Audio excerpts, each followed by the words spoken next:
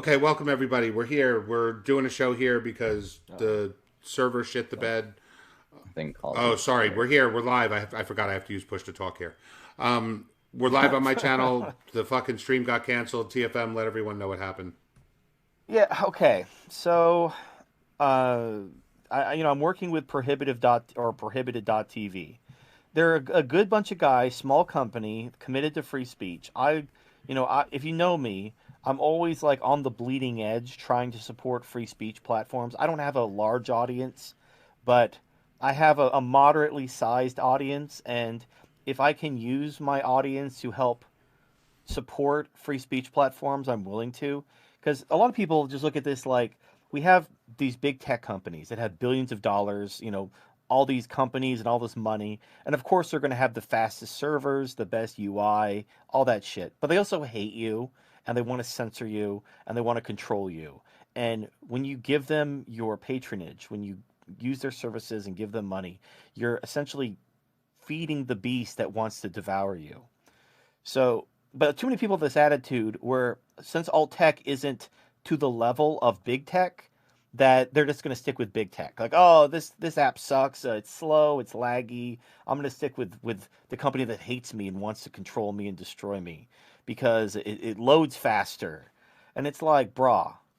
Look, I understand there's going to be growing pains, but if everyone has this attitude that we're going to wait until alt tech catches up to big tech before we jump ship, then it will never happen because a company has to have customers in order to grow. You can't expect a small company to catch up to a multi-billion-dollar company with no customers. Like you're waiting for the small company to just poof into existence that has the clout to compete with the big boy.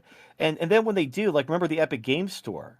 The Epic Games Store came on the scene to compete with Steam, and no one wanted to use it because they were content with Steam. They bitch about Steam, but then when the Epic Game Store came to compete with them, no one wanted to use them. So they had to secure, exclusivity to get people to force people to download Epic so they would use it, and everyone fucking pitched a fit. Oh, exclusivity! Oh, I gotta download a free. Oh, I don't want to do that. And everything on Steam. So it's just like people complain about monopoly and control and censorship, but then they don't want to support the only thing, literally the only thing that can defeat monopoly is competition. Like literally by definition. Like what are you waiting for? You're waiting for someone to come along and be better than a multi-billion-dollar company with no customers. How? How is someone going to create a company better than YouTube, better than Facebook, better than Twitter with nothing? Just poof onto the scene with like, warehouses full of server bays costing hundreds of thousands of dollars a day to run with no customers. It's like, okay, now we're here. We're losing $1 million a day. Okay, now everyone can A jump million over here. dollars a Then day, $1 million a minute. oh, yeah, well, just it's so dumb. It's so retarded. So unfortunately, you have to support these companies when they're small. And look, it is what it is. I understand some people are just like, well, I'm on mobile and that doesn't work for me. Fine, fine. If I just want you to try. Just try. Just see if it's tolerable. Try to support alt tech. Because if you don't, then we're stuck on big tech. And as this week has clearly shown, big tech hates you. They hate you. They're working hand in hand with people who are just straight up lying about you, trying to brand you as literal terrorists over nothing. Not like we're talking. I can't remember the actual count. I think it's like 50 people. Was it 50 people who broke into the Capitol? It was a minute amount. They were mostly Yeah, peaceful and protesters. we're talking. There was 1 million people. 1 million people were in D.C. Like 50 people broke into the Capitol. Oh, and okay, another fun thing: the cops did let them in, and you know why they let them in? Because the cops. It's actually pretty brilliant. The cops opened up the gate and let the protesters into the Capitol as they were escorting the actual senators and a congressman out of the Capitol. They had a line of police that were like basically protecting the politicians as they were basically going to a safe house while they were letting the protesters into the Capitol. So yeah, they did let you in. It was actually to like distract you. And that's why there's that video that one cop with his baton like banging it around and running up the stairs and everyone was chasing him. He was leading the protesters up and away from the politicians so they can get away. And for some photo ops for the media. Right. Well, we're talking 50 people out of a million. Like that's not even that's nothing. And everybody's a domestic terrorist. And then you see the pictures like, oh, look, this is what insurrection looks like. Look, there's a broken window. Oh my God, look, some furniture's been broken. Oh, can you believe it? They broke some furniture and some windows. And it's like, I know that it's all gaslighting. They're like, oh, just pretend. You're not supposed to remember months and months of rioting. Dude, someone took a shit on Chuck Schumer's desk, which is pretty funny. But it doesn't matter. That's not their stuff. They're just going to get new stuff paid for with your money. Even some of the words they use now, they're like, "Oh, they've desecrated our capital." Like any of those people care about America. Dude, think about this. Think about this, right? They rioted for months over this criminal crackhead that got killed by the police. Well, he actually overdosed or whatever. When that girl in the Capitol was fucking straight up murdered by that cop. Like, that wasn't like, oops, he made a bad call. He stepped out and shot her through a locked door when there were 3 other cops around her. He had no justification. He murdered that woman. Right. And no one gives a shit. What they say on the media, they call her an evil traitor who deserved to be shot. Right. So this is what it's all about. The actual facts don't matter. Like, the narrative is that 50 people out of a million mean that everyone's a domestic terrorist. Everybody's an insurrectionist. Everybody's a traitor. They are coming for your guns. I fucking promise you. Well, bro, I mean, I've been thinking about this for a while, and I really want to get your take on this because of just the severity, like when you hear it out loud, right? The last time they impeached him, it was over that stupid shit about that phone call that Biden actually did the real thing, but Trump, whatever. They impeached him with 10 Republicans voting in favor. Mitch McConnell has indicated he might as well for inciting an insurrection.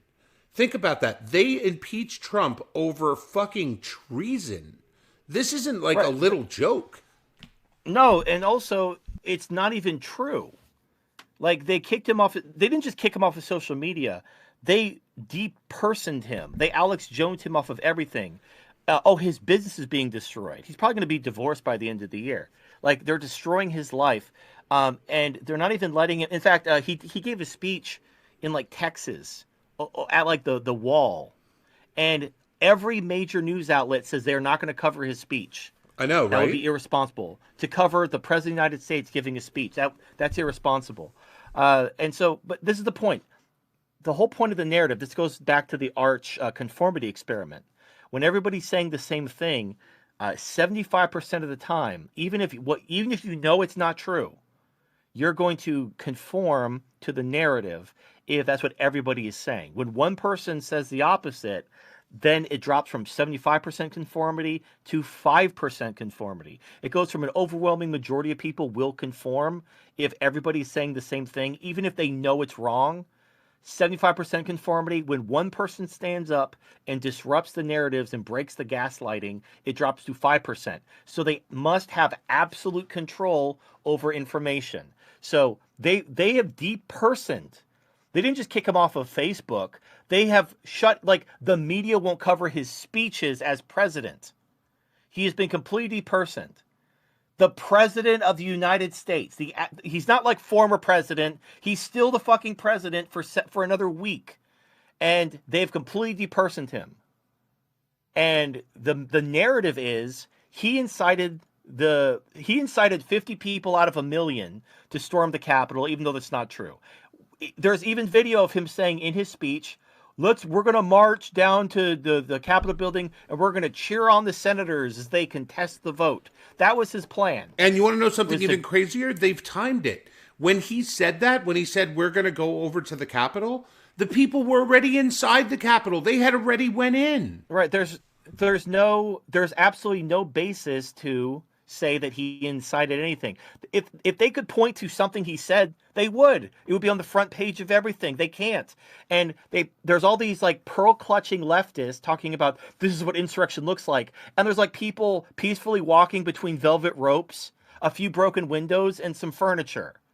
And they're like, look at this. Look how horrible this is. There's a broken desk. Oh, and a window. Oh, my, I might get the vapors. And you're just supposed to, look, and you remember the Black Lives Matter riots. You were there. This wasn't a dream. It wasn't a parallel universe. You were there. You saw the fires and the dead bodies and the people's lives being destroyed and people begging, to, please don't burn my business down. It's all I have. And then burning it anyway. You saw all that. And you saw how the police did nothing, and how the governors and the mayors of the cities were telling Trump and the National Guard to stay away and to let these innocent people have their lives destroyed because they wanted to blame Trump for it all. You saw all of it, and it didn't matter. It didn't matter. And now the new narrative is Trump incited this insurrection, and all of his supporters are domestic terrorists. Dude, you remember when they fucking... No, it gets worse. Hold on, it gets worse. Biden's already talked about legislation back in like November where he's going to they're going to push to target domestic terrorist groups. So anyone, this isn't just like the Q-tards or like the extreme, militia MAGA people. This is anyone who isn't like a bleeding fucking far left Democrat. Like, you think woke culture and cancel culture, they're going straight for the throat now. And everybody's in on it. So you have big tech deplatforming the president of the United States. You have, look what happened to Parler. It wasn't just Amazon shutting their servers down. Everybody abandoned them, from their email service, from their lawyers. Everybody was basically told no, like because Trump was given an account. Bro, did you hear today? Do you know who Kurt Schilling is? He was that pitcher for the Red Sox. Like, he was like a monumental pitcher. And he's like a pretty hardcore MAGA guy, but he's not like a Q-tard or anything. His fucking insurance company, AIG, today, they told him they will no longer provide him with his life insurance, which he has a policy, or his auto insurance, or any type of insurance, because in the letter it says he has a problematic social media presence because he supports Trump. Right. Well, and the thing is these, you could sue people over that for breach of contract. In fact, that's what Parler's doing. Because in the contract, they're supposed to have 30 days. And Amazon gave them 30 hours and then just kicked them off and took their shit. So, like, essentially, but you see, like, how everything is connected. It's not just the Democrats. It's not just the Biden campaign. It's not just big tech. It's literally everyone. And no one is allowed to get... And you're just supposed to... It doesn't matter what you see. You know it's wrong. You know it's not true. You were there. You saw it. There's no evidence for this, but it's happening anyway. And if you speak up, then you're going to be targeted too. So everyone who knows it's bullshit, and they have to just kind of keep their head low. Bro, I don't know if you saw this today. Biden asked the Senate to immediately, meaning today, start confirming his appointees, so that Trump's people will be, like, basically thrown off the job, and Biden's people will be in power before he even takes office. Right. And again, this is all predicated on a provable lie. All this happened because 50 people out of 1 million stormed the Capitol, committed what is pretty much the mildest riot that's happened in the last 12 months. And dude, you remember when the when the DHS was like arresting people trying to burn down the federal building in Portland, right? They accused him of using his private Gestapo to arrest peaceful protesters when they fucking murdered that woman in the house. Like, I still can't stress it enough. They fucking murdered her. They were showing the troops today that were scared of all the people that were going to come. Did you see them laying down sleeping, playing games on their phones? What are you talking about? Like the National Guard troops in the Capitol, they're not worried. I mean, they know like there's not a bunch of Trump supporters that are going to come like have a battle with them. They're fucking sleeping. There's just oceans of them laying around on the floor playing on their phone. Dude, because they know they nobody's coming Trump, to start a fight with them. If they do, it'll be Antifa. Dude, after they impeached Trump, he released a video, and like some of the news organizations are sort of letting it out, where he's begging people to not come to the Capitol and cause trouble during the inauguration. Like he sounds like he's like got a gun to his head. Like there's someone behind the camera, like, say these words, Mr. Trump, or Barron gets it. Well, here's the thing. It doesn't matter what happens or doesn't happen. Like, again, you had 12 months of rioting, and dozens of people were murdered. Cities were burned to the ground. We had capitals, invaded by the left. This happens fairly regularly. During the Kavanaugh hearing, feminists stormed the Capitol. No one was shot.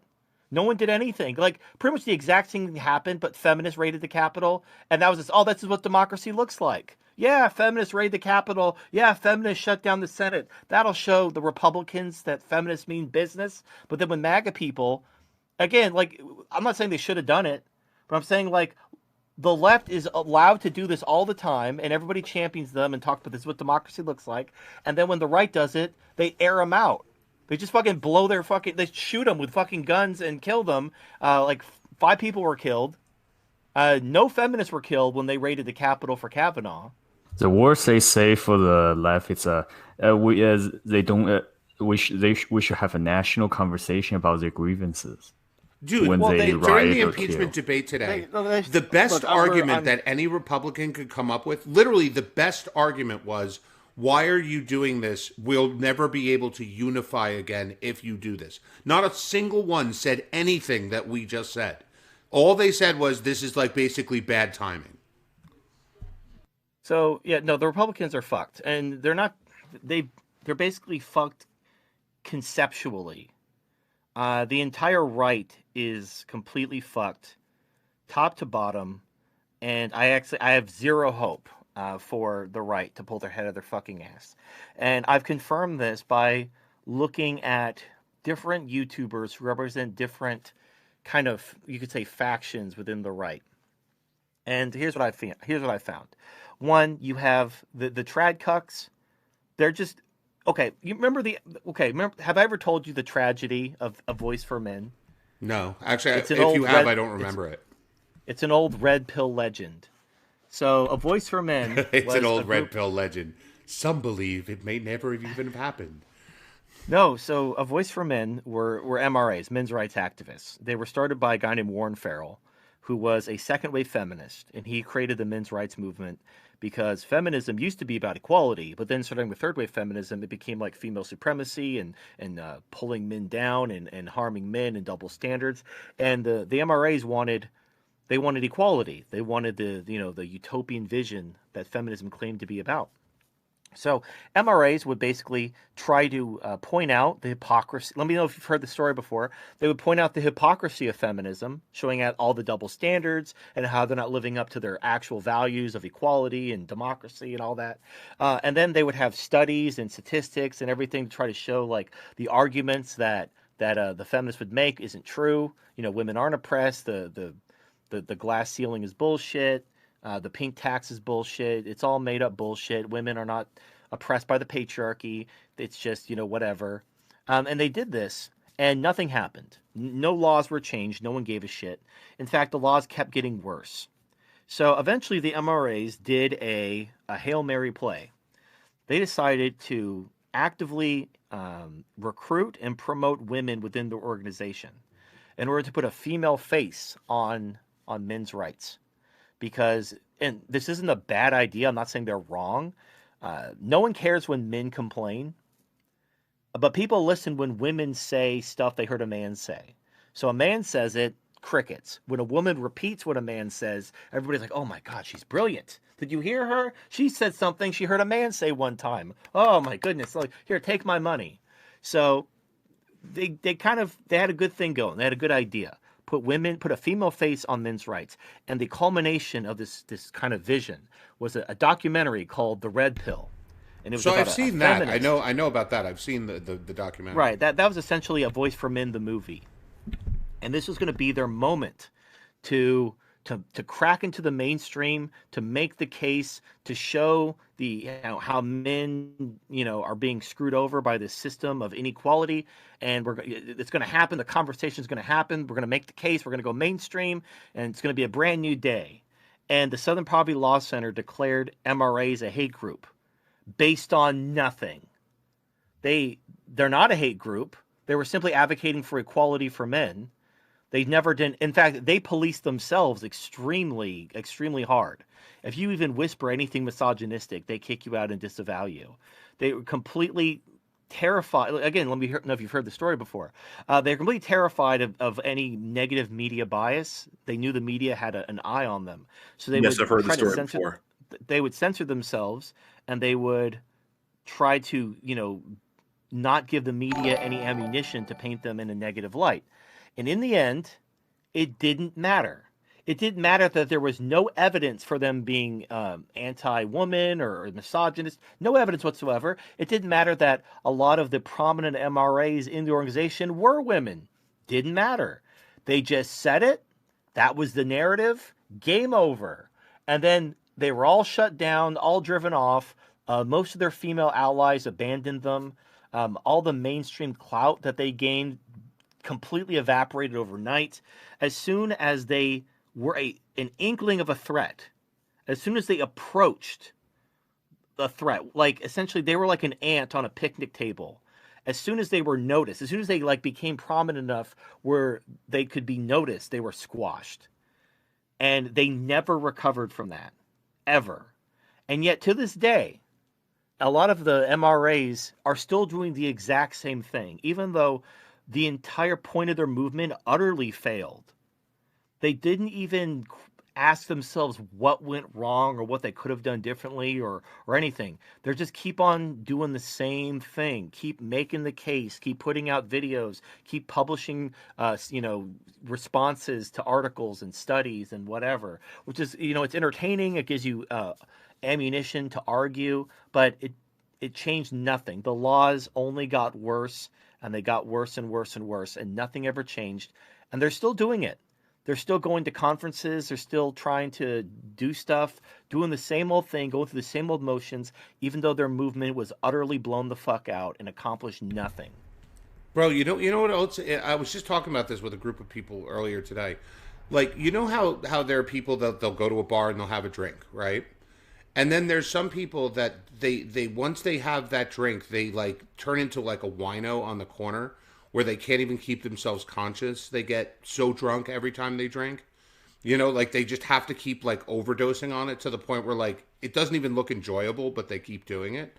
That's women on a combination of Donald Trump and COVID-19. Have you seen I don't think they've ever been happier getting to go full Karen on the fascist and the deadly pandemic.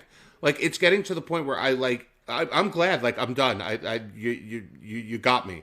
I'm done with Twitter. I'm done with all of this. I can't deal with it. All it is these women who just lecture all day long. How dare you not wear a goddamn mask?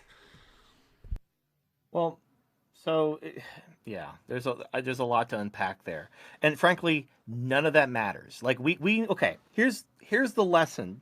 Here's the moral of the tragedy of A Voice for Men and the MRA movement in general. And it's also the tragedy of the trad cuck. Because here's what I'm seeing from the trad cucks. It was a weird roller coaster ride where they were calling for war one day and then saying, "Oh, we can't turn to violence. We have to make the case." And then, "Oh no, we need to take all this anger and this frustration. We need to channel it for action." And now they're going "Now we need to promote our ideals and believe in America again." And it's they're literally they're the MRAs again, and it's for the exact same reason. And let me explain exactly why the MRAs failed and why the traditional conservative right can never win and will never win and is absolutely utterly hopeless. And the reason why is very, very simple. They don't know what they stand for, and they don't actually oppose what they claim to oppose. Quite simply, this all goes back to the political trichotomy. You have freedom, you have equality, and you have tradition or stability, however you want to look at it. Those are the 3 points of the triangle. And these aren't like a new thing. Back in ancient China, you had Taoism, Confucianism, and Moism. You had these go back, thousands of years. It's human nature. In any type of kind of successful cultured society, you're going to get these effectively this trichotomy. So when it came to the men's rights movement, both feminism and the MRAs both agreed with equality. They both did. Warren Farrell was a second wave feminist, and the MRAs just wanted to hold feminism to its ideals. They both believed in equality, but then they feel, the MRAs did, that feminism betrayed the equality they purported to believe in, and they're trying to reform feminism and bring it back to what they consider the good, true feminism. You can't oppose something if you fundamentally agree with it. And so you had feminists who were pushing for more privileges for women, more gibs for women, less responsibility for women. And then you had basically the MRAs acting like I don't know. I don't even know what to describe it to. Like, they fundamentally agree with them. They're not really opposing them. And I was talking to someone in my DMs about this today. The reason why you cannot use leftist tactics to advance right-wing causes is it's a difference between instrumental goals and terminal goals. So in AI, something I've talked about before, a terminal goal is whatever you want the AI to do, and it could be anything. It could be anything you want.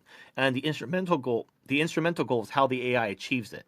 And the instrumental goal determines how intelligent the AI is. If the AI does very clever, intelligent things, you could determine that's a very clever and intelligent AI, even if their terminal goal is stupid. Maybe something you don't think is very significant, but a really smart AI can accomplish its terminal goal very efficiently and cleverly.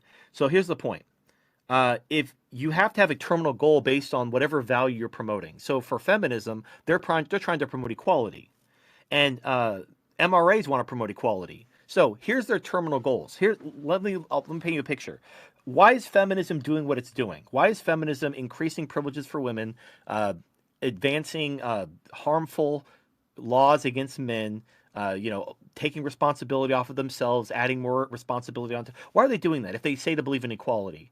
And it's very simple. Men and women were never equal. And so in order to try to achieve equality, because no matter what, despite everything feminism has done to the current year, men are still smarter than them. Men still earn more money than them. Men still achieve more than them across the board. Yes, more women graduate from college than men. Take away all the bullshit degrees that, I don't like math. I'll just major in fucking lesbian dance therapy. Take all those degrees away. You know what happens to all these female graduates? They all disappear. Colton does a very excellent video about this, where there was a study that said women are smarter than men, and it was based on the grades in college, but they changed the criteria to exclude non-STEM and bullshit degrees, and all the gains that women made disappeared. The gains women have made in college graduation is solely due to the advent and the expansion of bullshit, wasteful degrees that have no job at the end of the tunnel. Women just waste taxpayer money that they're being showered upon to get useless degrees and go be fucking baristas and sugar babies. That's not equality. That's not advancement. That's just wasting men's money. And it will always be thus because men and women were never equal. But to admit that your core value is bullshit is unthinkable. So modern feminism, even though to the MRA they're abandoning their core value of equality, they're trying to achieve equality. But they're fighting against nature itself. Men and women simply aren't equal. Period. They never will be. I mean, maybe if we get to genetic manipulation, we can make androgynous, hermaphroditic humans, which literally are equal because we can eliminate sexual dimorphism.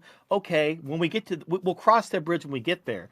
But as it stands now, humans are sexually dimorphic. Men aren't just stronger than women, they're also faster and smarter.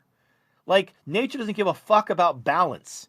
Nature did not create women to be equal to men on any level. The only jobs women do better than men have to do with flexibility and childbearing. Because that's literally what they're for. Anything that isn't directly related to childbearing or child rearing or children in general, men are across the board better at than women. That's just a fact. And nature doesn't give a fuck about your feelings. But Now, think from a feminist perspective. You cannot admit equality is bullshit, but you also cannot admit that men and women are achieving the same, because they're not. So what do? How could you possibly achieve equality?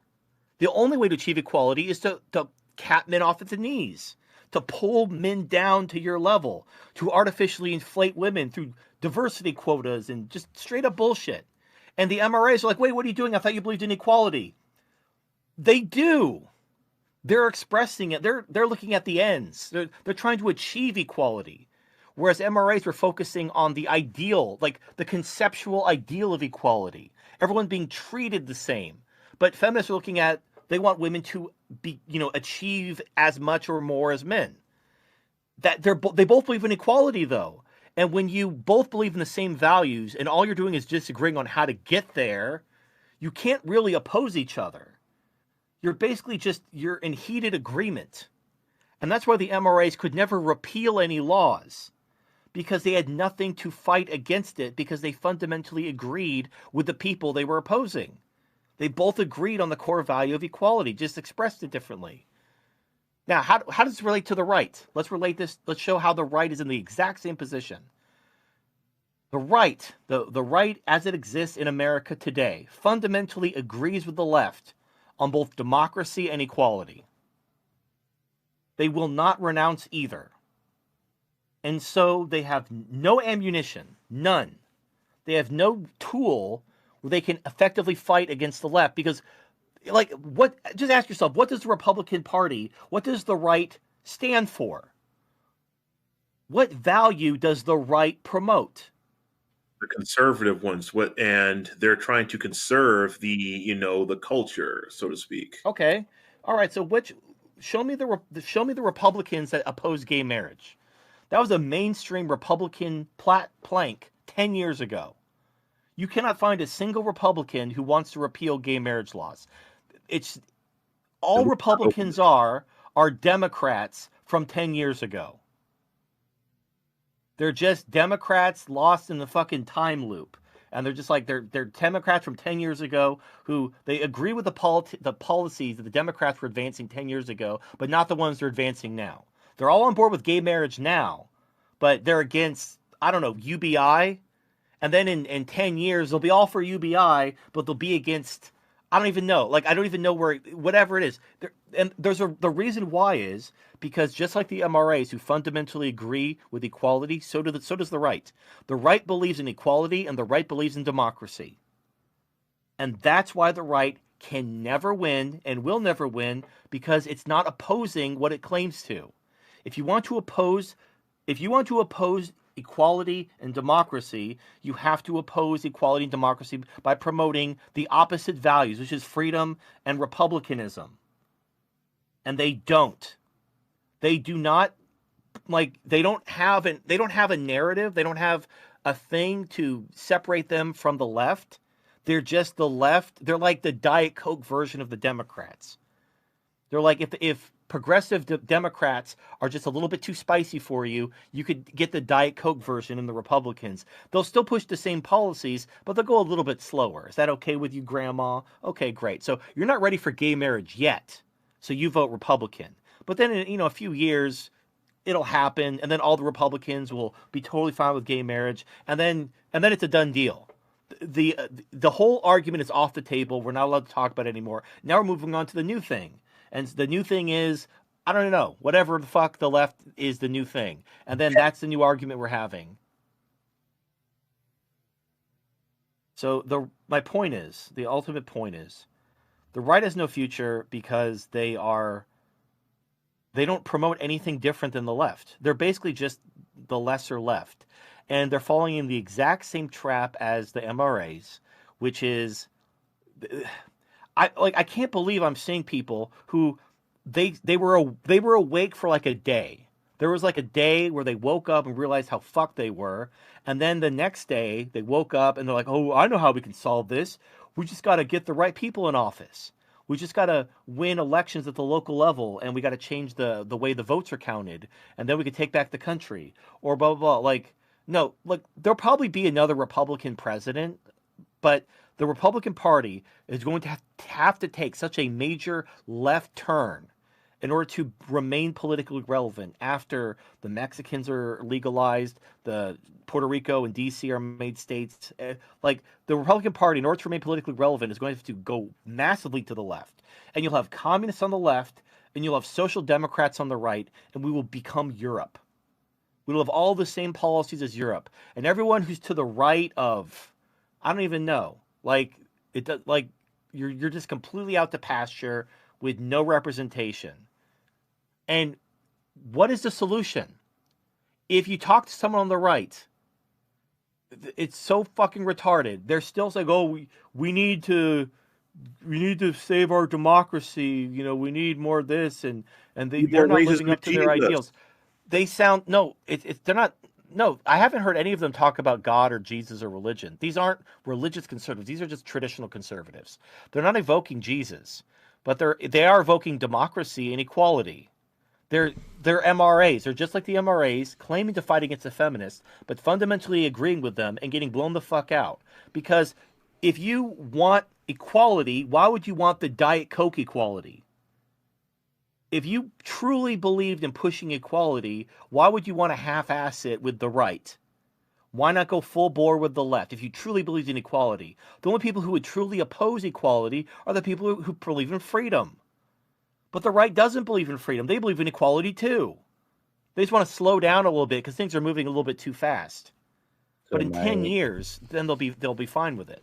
Bro. So my question is, would the right, like, whatever, changing their thing to become politically relevant even mean anything if the left can just blatantly steal elections already? Hold on a sec. Let me read the super chats real quick, before we go on this one, because I have a lot to say. Kenosha56 donates $3. No comment. Gumby91, $20. Here's some money for your dog's operation. Good show. John Basic for $3. I was there. The day of strength of men failed. Minkman for $5. Patriot Act 2.0 will make it a crime not to be a supporter of the party. Single party rule year zero. So, dude, I mean, based on what you're saying, this is what Nancy Pelosi read on the congressional floor today. We know that we face enemies of the Constitution. We know we experienced the insurrection that violated the sanctity of the people's capital and attempted to overturn the duly recorded will of the American people. And we know that the President of the United States incited this insurrection, this armed rebellion against our common country. He must go. He's a clear and present danger to the nation we love. Yeah. Was anybody even armed, though? Some people might have had, like, some bear mace or stuff like that, like some riot stuff, but not like guns. Well, apparently, at least what I read is some people had unlicensed, like, handguns or something that got, like, arrested for. Oh, there we go. A couple handguns. I mean, they didn't use it, though. Well, right. Obviously, they were in no danger. It's all bullshit. And they know it's bullshit. Look, when the MRAs were declared a hate movement, no evidence was provided. No justification given. It was just spoken. MRAs are misogynist because they don't agree with feminism. Therefore, they hate women. Period. No grounds to rebut. No evidence given. No anything. Just dude, didn't they kick that woman who made the Red Pill movie off of all the college campuses, everything, because they said she was a misogynist? It was a complete. Here's the thing. This is really a teachable moment. The second you even begin to approach the gate where you threaten their power, they utterly destroy you. And it wasn't just the Democrat Party. It was everyone from big tech to insurance companies. And they know it's bullshit. Trump didn't incite anything. His plan was to march and cheer on the senators while they opposed the vote. That was his master plan. I don't know how he thought that was going to work out, but it's whatever. But he certainly did. There's no proof that he incited anything. There's way more proof Biden stole the election than that Trump incited anything. And yet Biden completely got away with it. Every lawsuit got thrown out on bullshit technicalities. But what's the narrative? The narrative, all these, it was all bullshit. There's no evidence.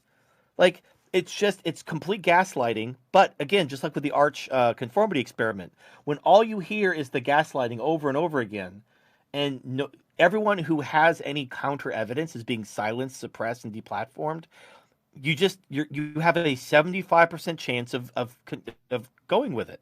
Why wouldn't you? I mean, you're not hearing anything to the opposite. I mean, unless you're an expert, unless you get off on like, getting to know everything yourself, which most people don't. Most people don't have the time to become knowledgeable on every subject. So they have trusted sources, and the trusted sources are all singing the same tune. So why wouldn't you believe it? It doesn't matter if it's true or not. All that matters is this is the narrative. And when you see absolute conformity across everything, even Fox News, like the mask is completely dropped. There is no opposition. Everybody's on the same page. Everybody. Like you have companies that they're dumping everyone. It's not just social media. It's like everything. Like it's crazy. But here we are. Dude, Spotify closed Trump's account. Trump isn't on Spotify. They just stopped his ability to listen to music? Yeah. Yeah, he can't open it. He can't log in and listen to his podcasts anymore. So the engaged view for $10. I believe in equality before the law and nothing more. Also the engaged view for $10. Thank you very much. Trump didn't incite anything. The protesters weren't armed, and that Botoxed wax figure wouldn't know love of America if it crawled up her ass and shot out as a rhinestone rainbow. I agree with you, but the thing is, it doesn't matter what the truth is. The MRAs, what happened to the MRAs was tragic. These were men who just wanted equality. They believed in the core values of feminism, which was equality. They just wanted equality for men, something that feminists claim to believe in. They claim that they also want equality for men, but their actions say the opposite. Just like here's Nancy Pelosi talking about how she loves America, but her actions say otherwise. But that's all they wanted. They just wanted equality for men, and they were completely destroyed and labeled a hate group. When, a couple decades ago, they were marching arm in arm with feminists for equality. But that's the power of the narrative. So, but the thing is, people talking about like, how do we win the culture war? You have to have an opposing value. You don't, but when all you're doing is it's semantics. Again, like, if you like the taste of Coke, unless you're on a diet, like, why would you drink Diet Coke? Wouldn't you just drink regular Coke? Why would you go for the half-assed, watered-down version of something if you truly believed in it? If you truly believed in equality, why would you want to pump the brakes? Doesn't make sense. Well, it was like when you made that comparison where you said, if the Republicans offer any kind of welfare, the Democrats will just beat them tenfold. Like if the Republicans say, we're for giving everybody $10, the Democrats will go, $10, we'll give you 1,000. Right. I agree. The Devastator gives $5. He said, the Secretary of Defense just sent a letter today saying the Capitol protest was unacceptable and Joe Biden is president. Also, 5 million news articles say hate groups in the military need purging. Yeah, no, okay. And before I get into that, let me just close this chapter. All the people on the right saying we got to make the case, we got to take back the culture, we got to fight. This is the same shit they've been saying for decades. How many decades has it been? The right was going to take back the culture. The right was going to make the case. It will never work, and the reason why it will never work is because all you're offering is a watered-down version of what the left is doing. They need to quote-unquote take back their shit. You don't like the right, but the right doesn't believe in anything. All they believe is we want what the left wants, but slower. That's not conservatism. That's just pumping the brakes on progressivism. If you actually want it, like, what are you conserving? You talk about the traditional values of America. Like what? Like, ask someone on the right, what are the traditional values of America that need to be preserved, need to be conserved? And they'll probably say democracy and equality and all this other shit. Like I said, take back the culture. Never mind. Go ahead. Well, it just, you have, in order to take back the culture, you have to have an oppositional narrative. You have to offer a different vision. and the Republicans offer no vision. They're literally just, we're just like the Democrats, but we move a little bit slower. So if you're a little bit uncomfortable with the pace of the left, vote for us and we'll kind of slow it down a bit. Dude, think about this. Trump was the closest we came to a new vision, right? Closed borders, renegotiated trade deals that are actually in our favor. Like, yes, he had a lot of stupid shit too, but he had like a new vision. And they fucking destroyed him. Like, this was a self-made billionaire, and they destroyed him. They're not done with him. They're attacking his businesses. Oh, yeah. New York cut him off today of $18 million of contracts a year. Deutsche Bank is demanding a full repayment of his $400 million loan. And fucking the PGA told him that he can't have the Masters at his golf course. Yeah, so for something he didn't even do, over a lie. So they're going to destroy his business, and Mullane is probably going to divorce him, and they're utterly going to destroy him. And again, why? Because he came just that close to threatening them. There was a moment where he could have threatened them, and for that they must utterly destroy him. And that's why they're also like, they're going to purge the military of anyone who's right wing. They're going to, now this is something this is a good thing. Ultimately, this is a good thing. This is the black pill. I'm going to give you a black pill, and then I'm going to follow it up with a white pill chaser. So the black pill is the right is fucked, and they're already following the exact same pattern as the MRAs. They will never ever win because they don't offer any other vision. They're not conserving anything, and they never were. They're just progressives who know how to do math, and they're a little bit afraid of like, oh, we're moving too fast. This is too much debt. We're giving away too much money. This is bad. But ultimately, they're not offering anything different or better or fundamentally contradictory. They're like the worried guy who's, they're like the C-3PO of the progressives. Like, you got the adventurous, cocky, the far left saying, hey guys, let's UBI and free healthcare and all. They have a vision. It's not a good vision. It doesn't work. But it's a vision. And then you have the right. They're like C-3PO, like, but if we do that, the chances of survival are 163,000 to 1. I'm like, don't ever tell me the odds. That's the left and the right. Bro, think about what you just said, because it's C-3PO. what you just said is so true, but I don't think you're being forceful enough. Think of every single issue, right? You say immigration. The Democrats say, we want open borders. And the right goes, well, we don't want open borders. We're against open borders, but we want as many H-1 visas, legal immigration, chain migration. Like, they love immigration. They just don't want anybody who wants to walk over the border to walk over the border their way. Same thing. Every single issue. They're just like, oh no, we're all for that, but done in this way.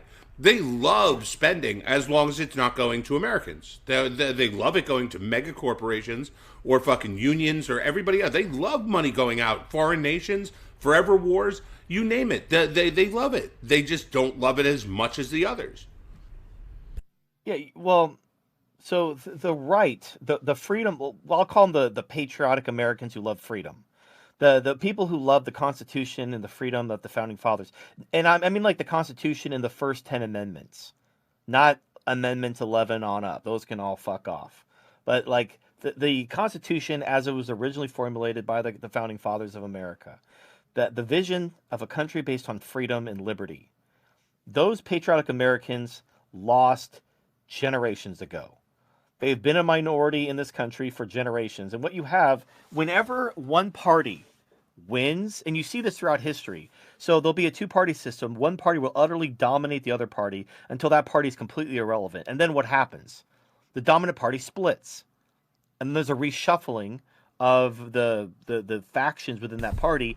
And then these two new parties emerge, and then they return to the middle. Until a party completely overwhelms the other, and then that party splits, and then it fights among itself, and there's a reshuffling until it returns to the middle. The entire concept of the Overton window. That's what the Overton window is.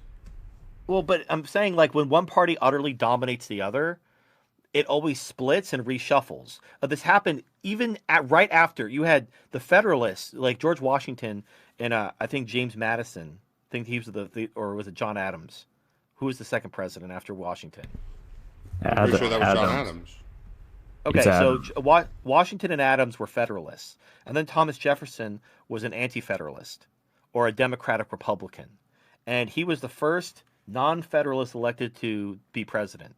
And then after Jefferson, the Democratic Republicans basically controlled the government for like 4 terms, but then the Federalists basically died out. But as soon as the Federalists died out, you had anti-Federalists or Democratic Republicans who incorporated some of the Federalist ideas they liked, and then split the party so this always happens. It's like you have a wave envelop something else, and then it kind of pulls apart and becomes, well, it's like literally Hegelian dialectics.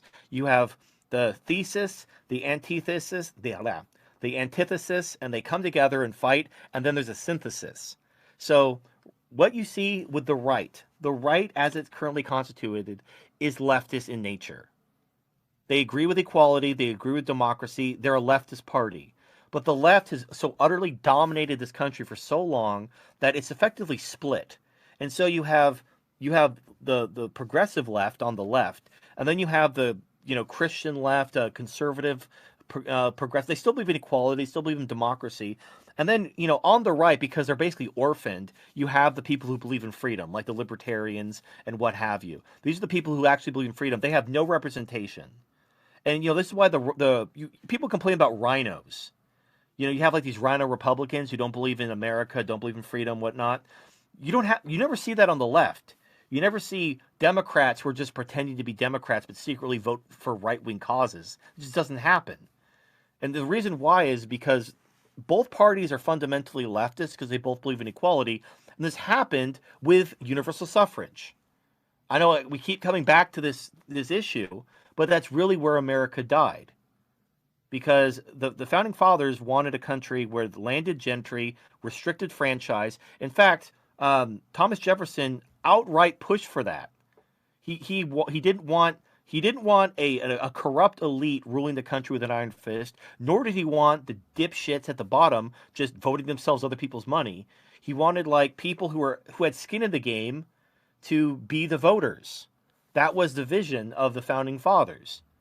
But that vision was destroyed when everybody could vote, because then you just have the dipshits voting themselves other people's money. And that's what we've had. And so the right has lost. They've completely lost the narrative.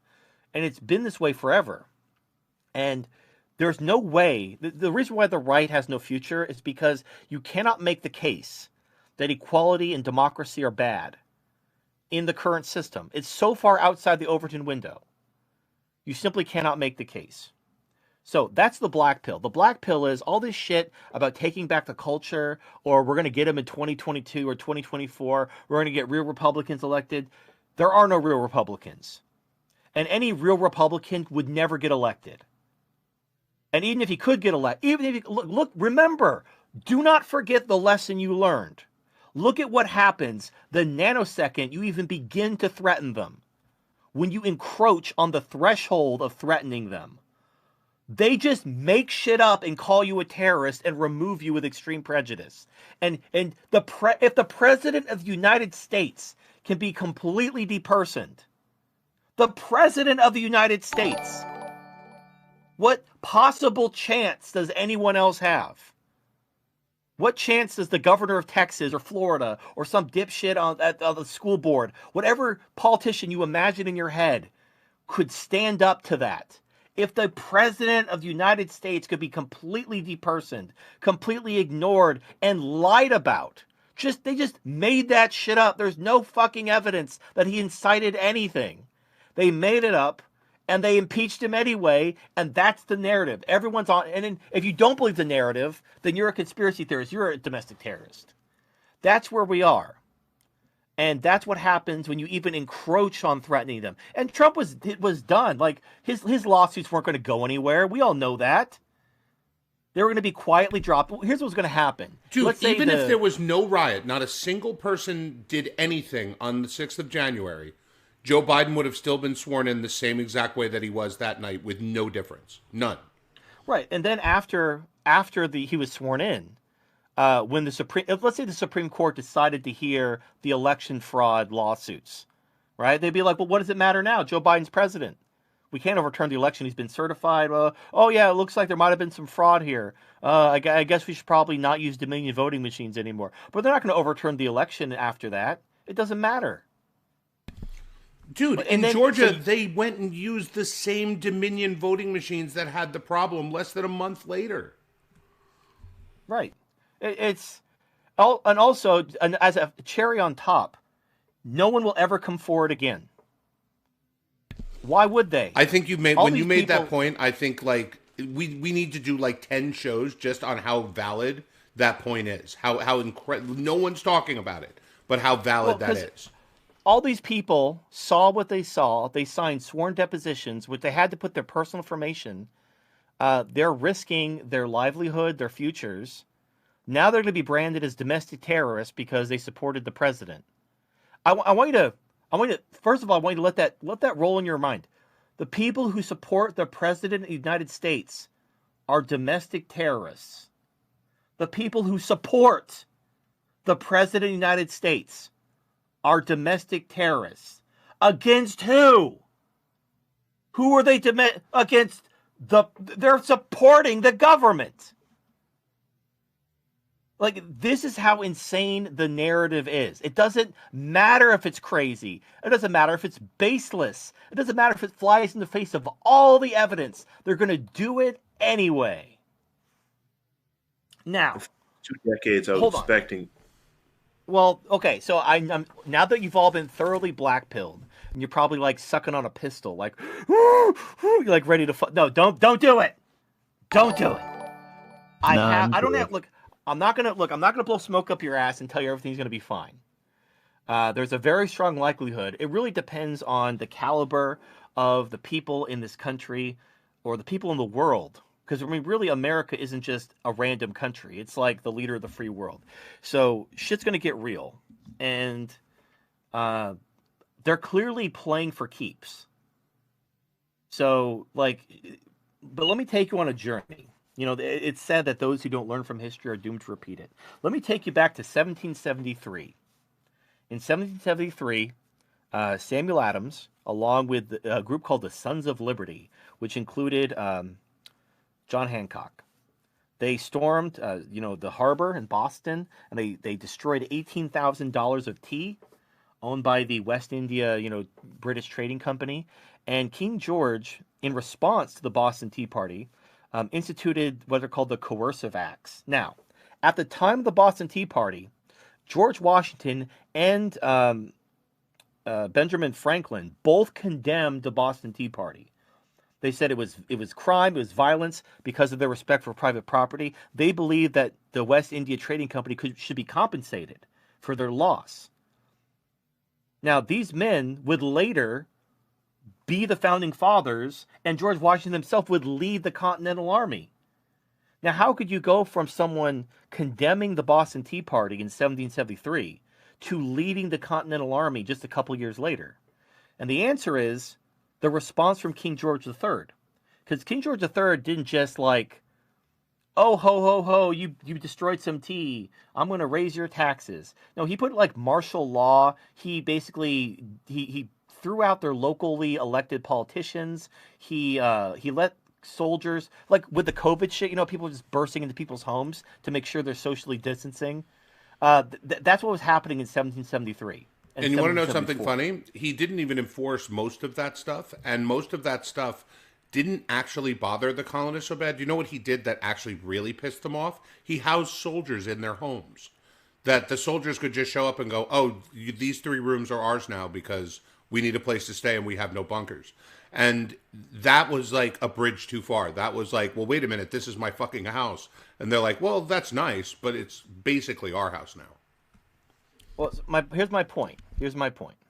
So King George III responded to the Boston Tea Party with the Coercive Acts. And the colonists who condemned the Boston Tea Party were like, fuck this shit. And within a couple years, they met with the Continental Congress and they started the process. And then George Washington, who again condemned Samuel Adams for what he did, led the army against King George's troops. So here's the white pill. Here is the only. It's not a sure thing. I'm not going to like blow smoke up your ass and tell you this is definitely going to happen. But historically, you see what's happening. So the left is branding anyone who supported Trump a domestic terrorist. They are going to come for your guns.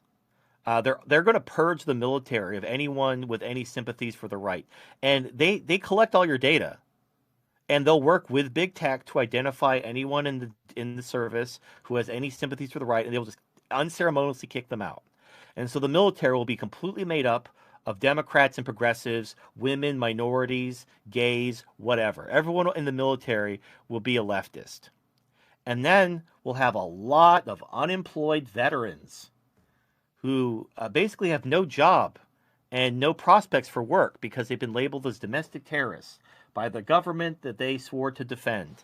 And then I'm just historically, there is a line when shit gets real, and we'll see. Like the only chance America has, the only chance really the world has, like if this doesn't happen, if the right just silently goes to sleep and keeps doing the same shit, and then like the left wins, we become China, then freedom is lost everywhere in the world, because America and Europe and China they'll join together to create one world government.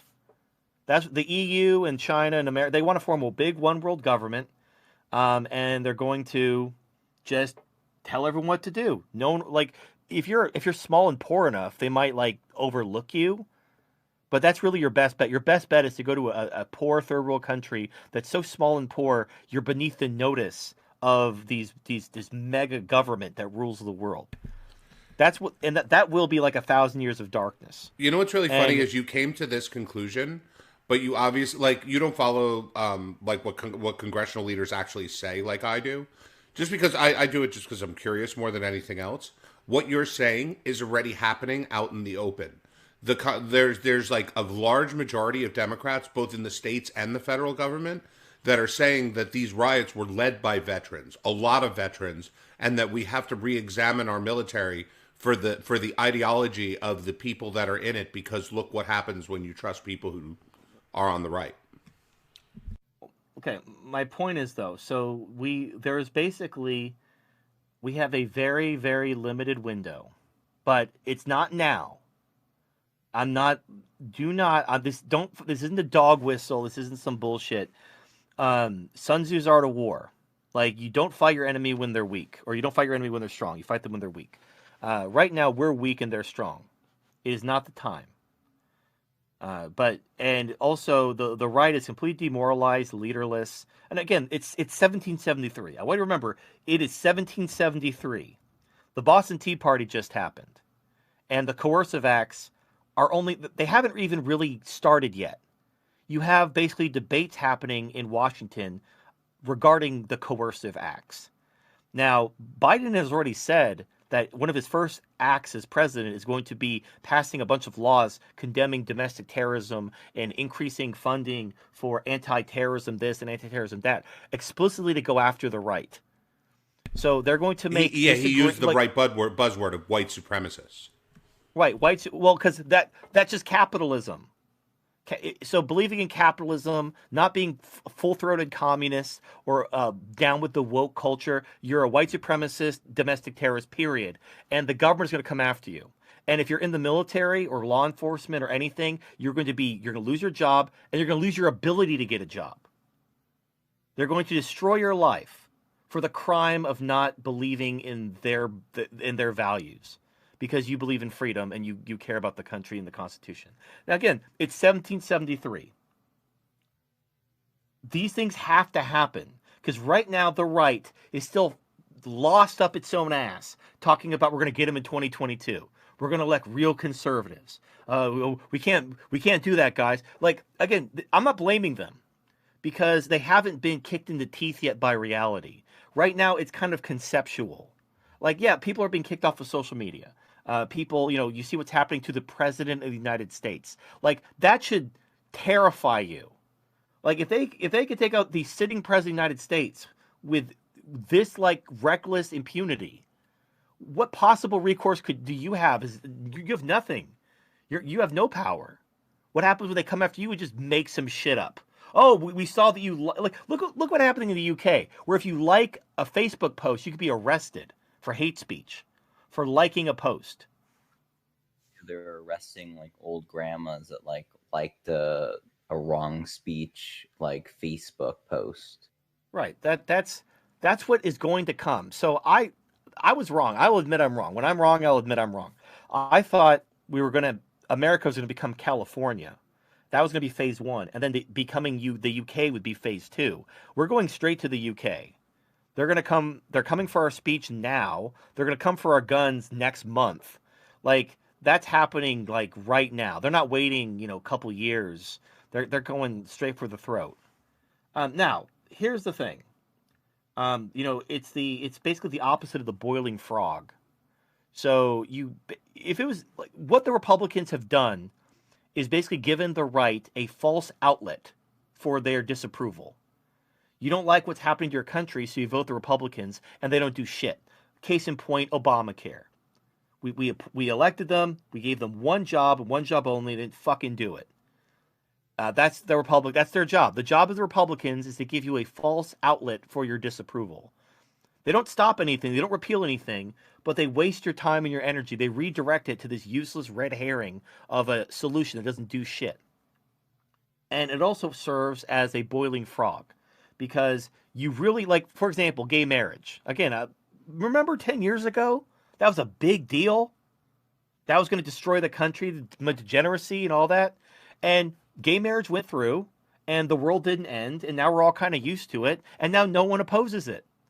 See how that works?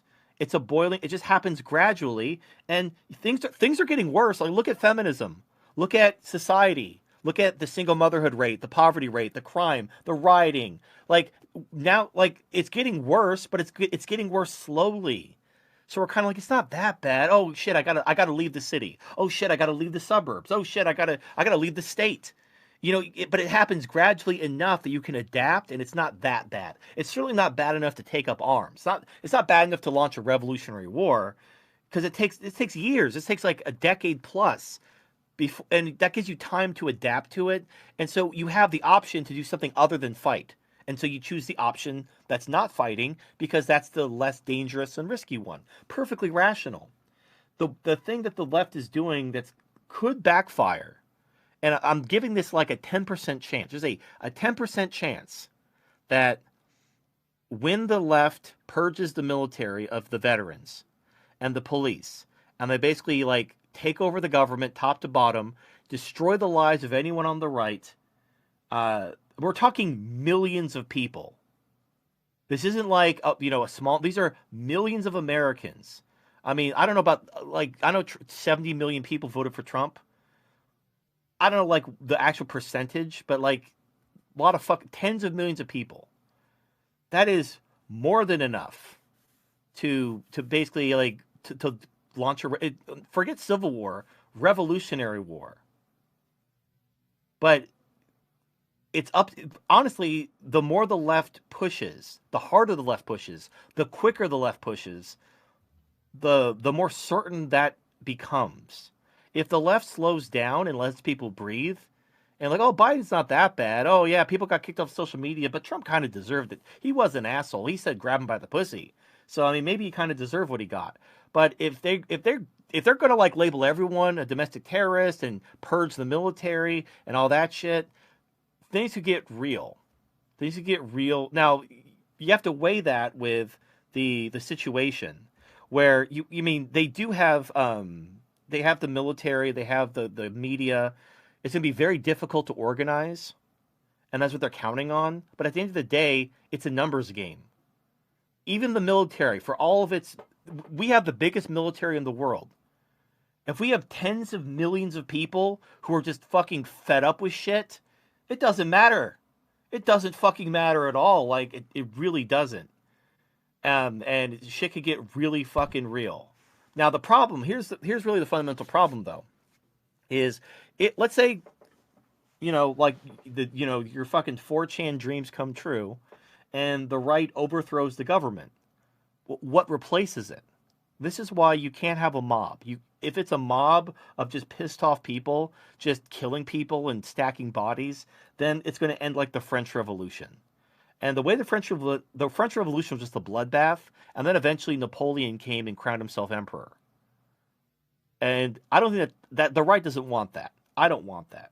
So unfortunately, we have to wait for the pain to be ratcheted up significantly on the right. Because right now we're at the phase where you have Washington and Franklin condemning the Boston Tea Party. And we have to get to the point where Washington and Franklin are on our side, ready to lead the army. And the only way we get from here is through the coercive acts. Well, I do agree with you. I'm glad that you've come at least 10% to my side on this one, because I've been saying this for about 2 years now. But you're overlooking one big point. Yes, they are kicking everybody off social media and all of that and whatever. They're also giving us a huge gift, because they're forcing us to learn how to communicate through alternative means. They're forcing us to prepare for something that they don't believe is coming. Like, they just believe that they'll crush us, so they're not preparing for war. We are. But we know how to communicate. We're learning trades because we realize that the universities are going to kick us off. They're giving us this gift of forcing us to learn how to live without them. If you turn off Twitter tomorrow, the left would literally melt. They wouldn't know what to do anymore. The right will, like all of us that have been kicked off that don't care, would just be like, oh yeah, so? I'm just saying, so things will get very real, but they're giving us a wonderful gift in the process. Well, this is the paradox of like good and bad, the kind of the duality of good and bad. So, I mean, Halsey, you would agree that the Jews haven't had the best of times throughout the history. I would say that's a pretty accurate assessment. Yeah, right. You know, they haven't been they face their fair share of ups and downs. Yeah, let's just say it hasn't been all roses. Hasn't been all dreidels and fucking matzah. So other groups who face persecution in the same way had to learn to rely on themselves and form communities.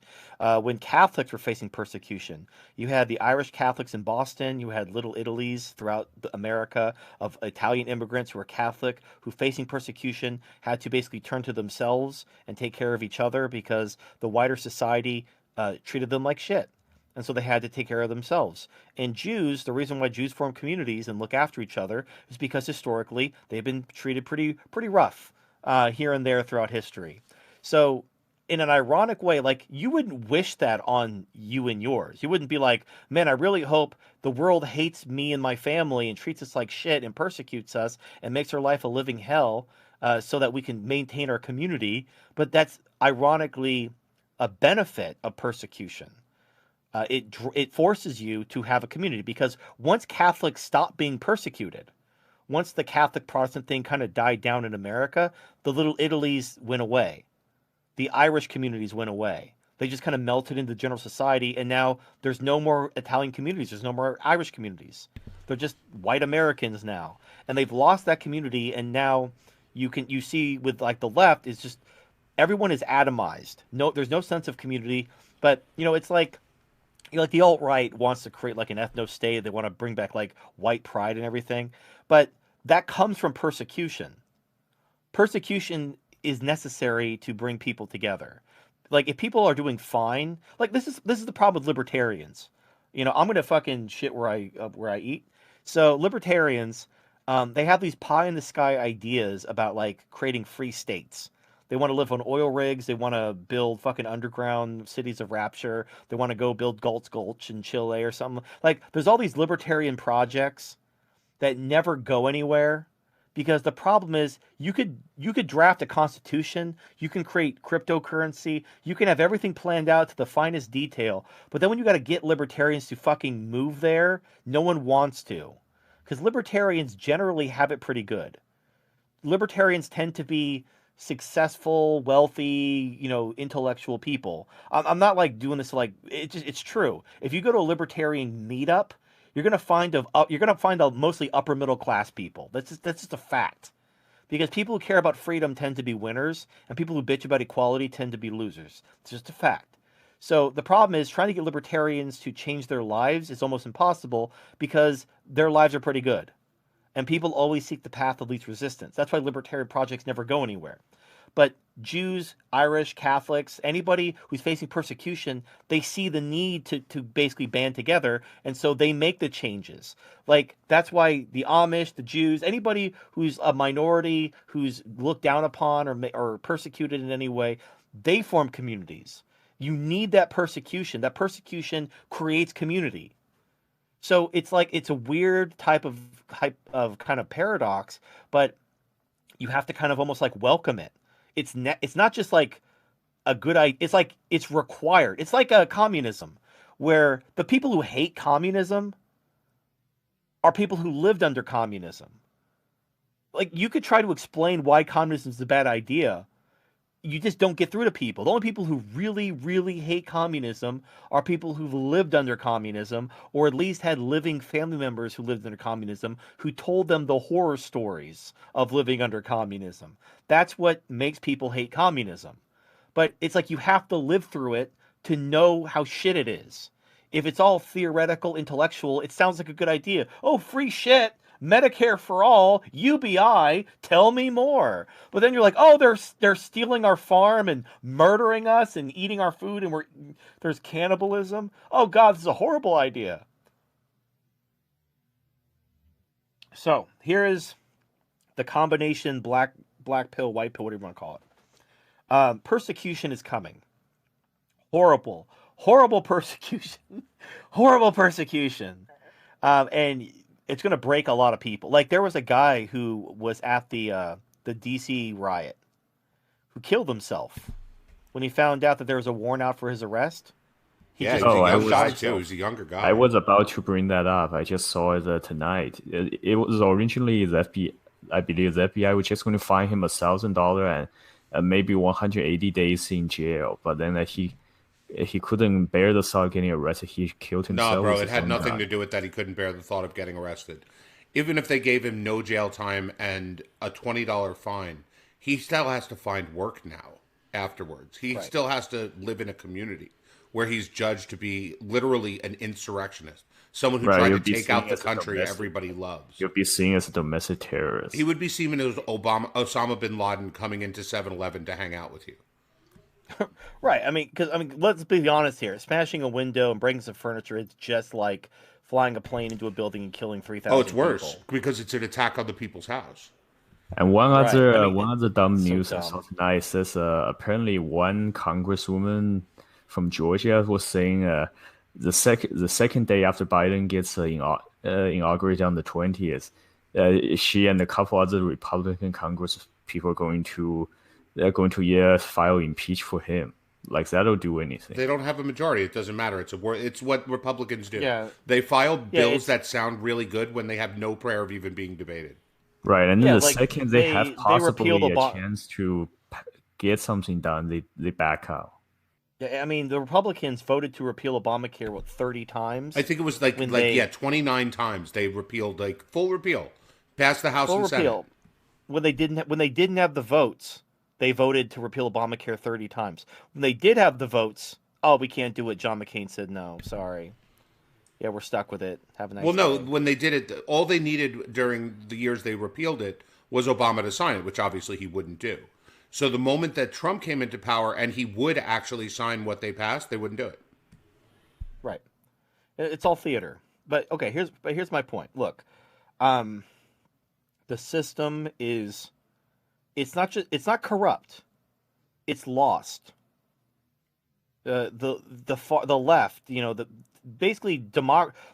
the Founding Fathers warned us about democracy. America was never supposed to be a democracy, and yet it was forced to be one because of essentially the overthrow of America that happened during the progressive era with Woodrow Wilson and FDR. You could argue it goes back even further. It does go back to the Civil War when they passed the Voting Rights Act. Well, yeah, so it's America. Basically, in order to restore America, it's going to be effectively a revolution. You can't reform America to make it what it was. You have to you're going to have a revolution No, we have to slash go back to what you said restoration. earlier in the stream. We need new ideas. We can't say what we want is to return to 1776. Well, no, it's not a return. Like it's not like, okay, let's just dust off the old fucking papers from 1700s. No, it's like you have the idea, the principle of freedom, and you build a new government based on those principles. It doesn't matter what it's going to be a republic. Like, you don't want the random dipshits at the bottom voting in a democracy, and you don't want a corrupt ruling class ruling with an iron fist. You want a meritocracy, you want an open ruling class of a limited franchise, which is what America was founded on. Now, you can look at, oh, that's kind of a return to the 1700s. Isn't it like an old model? Well, fucking communism isn't like, that was invented in the 1800s. It's not a new, shiny model. Like, it's been tried dozens of times. It never fucking works. And in 1776, they just took what was originally part of Rome. So it wasn't like they just redid it their own way. Right. So what I'm saying, though, is like, you cannot reform the system to get back to the old America. The system is completely destroyed. You have to effectively not burn it down and rebuild from the ashes, but you're going to have to, like, just like with the founding fathers, they overthrew the king and they established a republic. They could have established George Washington to be king if they wanted, but they created the system they wanted. A lot of people did want that, and the winners get to decide what type of government they want. But so we can create a republic, or we can create a monarchy or a fascist dictatorship. Whoever wins effectively gets to decide the government they want. That's how this is going to shake out. Let me read the super chat real quick. Okay, go ahead. Anonymous for $10. Thank you. I think you guys are wrong. America will not become Europe. The entire U.S. will become like California and then Venezuela. 1776 won't commence again. Donate $3. Why are corporations and rich millionaires siding with the left? Bill Gates is a rich commie supporting the Great Reset. Also, funny how Rage Against the Machine type leftists are now supporting the machine. All they do is yell at the old Reaganite policies. And John Basic for $5. Even with no riots, Trump would have been depersoned, electoral college reformed, 2 more stimulus packages in 2020, price control 2022. Yep. Well, do you want to go back and address some of those? Because there was something to chew on with a few of those super chats. So I think we should go back to the one about rich millionaires, because we don't actually talk about it that much. I pretty much know why, and you've said why, but you've never connected the two 100 times. Okay, well, so here's my thing. If these rich millionaires loved communism so much, why are they building bunkers in New Zealand and Cyprus? It's because they're not. Like, obviously, some of them are hoping for a Chinese-style kind of fascist government where you have... so let me explain the difference between communism and fascism. So under communism, the government seizes all the businesses, nationalizes them, and they put their people, like party loyalists, in charge of the companies, whether or not they know how to run them or not. Now, that has a very poor track record of success. So what fascists learned was, rather than nationalize and take over the company directly, let people privately run them, but then you direct them to do what you want them to do. So you don't take over their company and put your guy in charge of the company. Let the guys who know what they're doing run the company, but when needed, point a gun in their face and tell them you will do this. Now, it's a carrot and stick system. So yes, the government will point a gun at you and say, do this now because we order you to. But if you do, and you're loyal to them, they'll reward you by putting your competition out of business, by giving you government contracts, by, letting you break the law and basically making you above the law. And so there are benefits. Essentially, they're kind of like letting you into the party, which is what a lot of what's going on. But then you have, again, this isn't a class thing, because while there are some, rich billionaires who are down for it, a lot of these rich tech billionaires are trying to leave the country.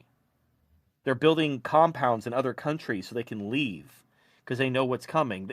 Some people are dumb. Maybe they think they're going to be part of the ruling class, like they're in. And some people know how history goes. They know what happens to rich people under communism, and they don't know. They know. You really have hit the nail on the head before. You just haven't connected it. Okay, go ahead and tell me where. Monopolies don't exist without government interference. People like Jeff Bezos, people like Bill Gates, people like the Walmart family, the only reason these companies they have are so dominant is because of government favor and because of government contracts. If they were to tell Bill Gates tomorrow to go fuck himself and that they were going to get rid of Microsoft and Microsoft crashed and they broke them up or whatever, it would hurt both sides, but it would hurt Bill Gates a lot more. Like right now, Amazon can fucking tell everybody that they're kicking them off of AWS because the CIA and half the government runs on AWS. It was developed for the government. So right now, the government would have to go through a lot of pain to tell Jeff Bezos to go fuck himself. But at the same time, Jeff Bezos would absolutely be destroyed if the government told him to go fuck himself, and broke up Amazon and took away his company. But I'm saying, like, that's the reason why they support. It's not that they're supporting communism. They're supporting the winners of the government.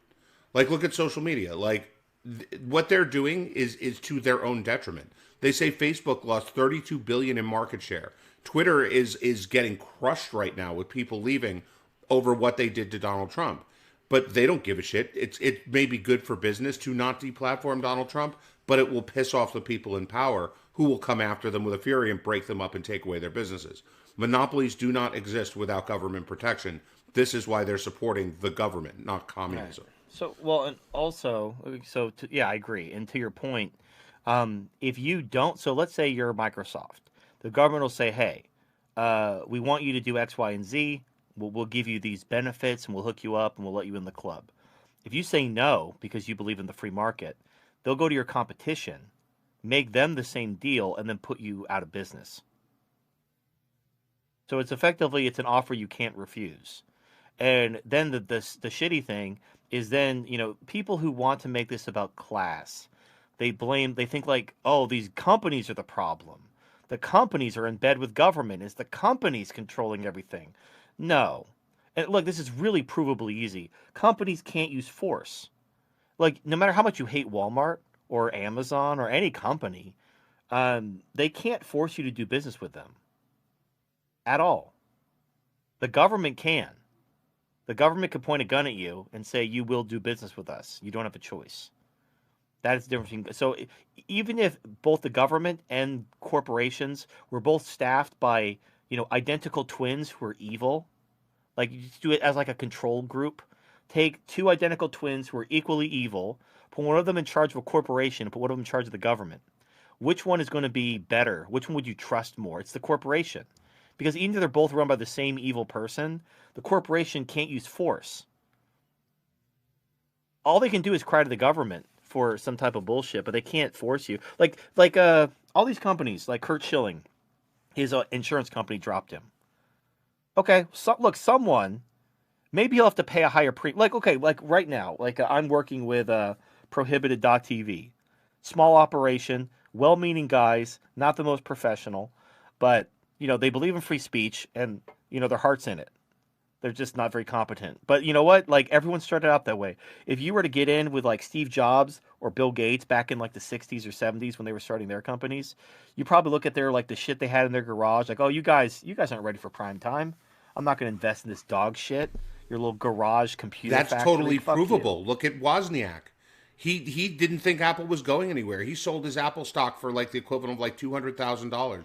They said it would have been worth something like 800 billion or something like that if he had held it. Well, that's my point. Is like sometimes you got to stick with something. Honestly, I look at people, the values people have, because look, everybody's got to start somewhere. But these big tech companies are the result of the government wanting to get into bed. Look at what China does. China's probably a better example. When a company gets big, China shows up and makes them an offer they can't refuse. So it's not these companies corrupting the CCP. The CCP goes to these companies. Once they get sufficiently big, the CCP says, cool, nice company you got here. So this is, Xi Jinping, and he's going to be on your board of directors now, and he's going to make sure that you do what we want.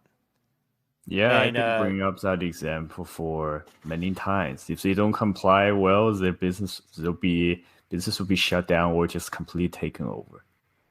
Oh, right? and That's a recent that's not example, just a recent example. You know Jack Ma Yun, the owner of basic founder and owner of Alibaba. For a long time he was being spouting a more free. He want more free market economy because it's good for his business, right? And like 2 or 3 months ago, apparently he said something criticizing the CCP. Now, since then he haven't had a public appearance ever since. Nobody knows for sure where he is. he's probably dead. And to say, just a few years ago, he was on I think, a Fortune magazine or something. Said he was the 21st most powerful person in the world in terms of wealth and influence. And look what happened to him. Right. Well, here's my point, and I could tell you this because I've known people who are kind of in this situation, like business owners and so forth. People want to blame the corporations, and the reason why, it's literally the same reason why the right wants to ban porn and not talk about taking women's rights away. It's because one of these is kind of feasible. Like, are you going to take women's rights away? No, not without revolution. You're going to have to overthrow the entire government to reset the system in order to take women's rights away. But you could ban porn. That's doable. So since you can't solve the actual problem, you might as well like fillet yourself and accomplish something. So let's just focus on banning porn. It won't solve the problem, but it'll make us feel like we did something. And so you can't solve the problem of the CCP. So you blame the corporations that are basically forced into the CCP, this like corrupting web of the CCP. And it's really not their fault. Like, they just got successful and the CCP forced themselves on them. And if they didn't play ball, then they would put them out of business and just go to their competitor. And that's pretty much what happens in America too. Like, it's a little bit less mafia style. It's a little bit more carrot and stick. But these corporations know, like you saw this with Microsoft. Like, look at Bill Gates now. Obviously, Bill Gates now is a piece of shit. But back in the 90s, he wanted nothing to do with the government. And he was getting sued for Netscape because he put Internet Explorer on Windows, and Netscape was saying that was antitrust. They didn't and even get were sued. They announced that they were thinking about suing him. Well, but he basically had to, he increased his lobbying by 20-fold after that. He originally had something like 4 lobbyists in D.C., and when they announced that they were considering an antitrust suit against him over Netscape, he increased it to something like 2,000 in like a month. So my point is, it's not corporations corrupting the government. It's government corrupting corporations. But people want to focus on the corporations because motivating people to fight against, corporations seems like a feasible strategy, whereas the government is the government. The government can shoot you. And one more point to add to this, another side is a whole lot of people, especially on the right currently, love to say, use the phrase, the big corporation has all politicians in their pocket because they also want bigger government. They want their main government. They don't want to reduce government power, so they put the blame on corporation. And the corporations, look, when the government can pick winners and losers. If the government wants to, they can absolutely destroy your company, like directly too. They could launch an investigation and audit you. This actually happened. I remember when I was in the Tea Party, when Obama was president, he ordered the IRS to audit every Tea Party organization every year. Every year they were audited, and audits are expensive. And it was absolutely, retaliatory. It was basically he wanted to punish these organizations for existing, and so he just ordered them to be audited every year in order to bleed them. So that's just one way the government can destroy you because they can. And so a lot of corporations learn very quickly that because of competition, if they don't get in bed with government, their competition will, and then they're fucked. So it's like a mad dash to get into bed with government first in order to secure your place. And the government knows this. It's the government's the problem. But the focus on the rich billionaires who are in bed with the government is honestly, it's kind of it's a red herring. It's like I'm not saying they're not culpable, but I'm saying like they're not the main problem. They're not the final boss. The final boss is the government. And you can see this when you look at their early history. A lot of these tech companies started out idealistic. Like they wanted, they believed in the free internet. They believed in this. And then they got in bed with government, and now they're all about censorship and shit like that, and hooking up Biden and the Democrats. Yeah, but What I mean, it's happened? even further proof that they were never into communism in the first place. Because if they were, they would have all supported Bernie. But they explicitly Right. told the Democrats that if Bernie is the nominee, the Well, money gets turned off. I've seen this personally. With I don't want to I don't want to dox anyone, but a lot of people who give to Democrats, they do so because it's protection money. And what they do. So here's the thing: if you live in California, just as an example, Republicans will never get elected. It's a blue state through and through. So what you do in order to affect politics is you try to get the establishment Democrat, the pro-business Democrat elected. Because if the socialist gets elected, you're fucked. So you can't, like, in a perfect world, you get like the libertarian guy elected. That's who you actually believe with, or believe in the actual, like, their policies. But a libertarian has less of a chance of a Republican, who has less of a chance than a snowball's chance in hell. So your only chance to actually affect politics is in the Democratic primary. So you throw your money and your support behind some establishment Democrat who's as pro-business as possible, and you try to get him elected so that the socialist doesn't come and tax you into bankruptcy. And you would look at that like, look at all these corporations supporting the Democrats. It's like, what choice do they have? They operate out of blue states in cities. If they supported the Republicans in those places, they would be destroyed. They would be out. Yeah, well, the government has so many tools to bleed you dry. They can audit you into bankruptcy. They can deny you contracts. They can do 100 things that can destroy you. So you better pay you have to pay the protection money. And if you get your guy, like if you keep the establishment guy in office, then he could hook you up. But that's the game. Like, so when people, I'm not saying there are some rich people who actually do think, they believe in this whole one world government shit. I'm not saying that isn't true, but the majority, and this is like, just think about this on paper. Why would someone start their own company, build it from the ground up, if they believed in communism? What like the kind of person who is entrepreneurial minded enough to start their own company tends to be someone who believes in freedom. Like, ask somebody who's an entrepreneur, why did you start your own business? It's not because like I love communism and I just can't wait to sell out to the government. It's just because like I want to be my own boss. I like the freedom. Like they value freedom. They're even willing to take a pay cut in order to be free and start their own business. And then when their business grows, they get roped into the government because they're made an offer they can't refuse. If they truly believed in communism in their bones, they would work for the government. They wouldn't have started their own business in the first place. They would have gone and become a government employee. They would be part of the deep state. The insufferable butthole for $3 says the exact same thing. He says, the government sounds like what I've heard about the Mexican cartels. They have a saying, plata o promo, which means silver or lead. You either work with them and they pay you, or they kill you if you refuse. Yeah. Yep. And that's, unfortunately, when you have that type of situation, like there's no, if you don't have a group behind you, you essentially have to have war. Like the only way the cartels are going to be dealt with is if they're wiped out. There has to be a war. Now, what's funny is the military, the actual state military, is actually like kind of undergunned compared to the cartels. Like the army sees like they captured like the sons of some cartel leader, and he sent like his cartel army and like busted them out of prison, and the army surrendered to the cartels. Think about that. Imagine going to war with a criminal organization and losing with the military.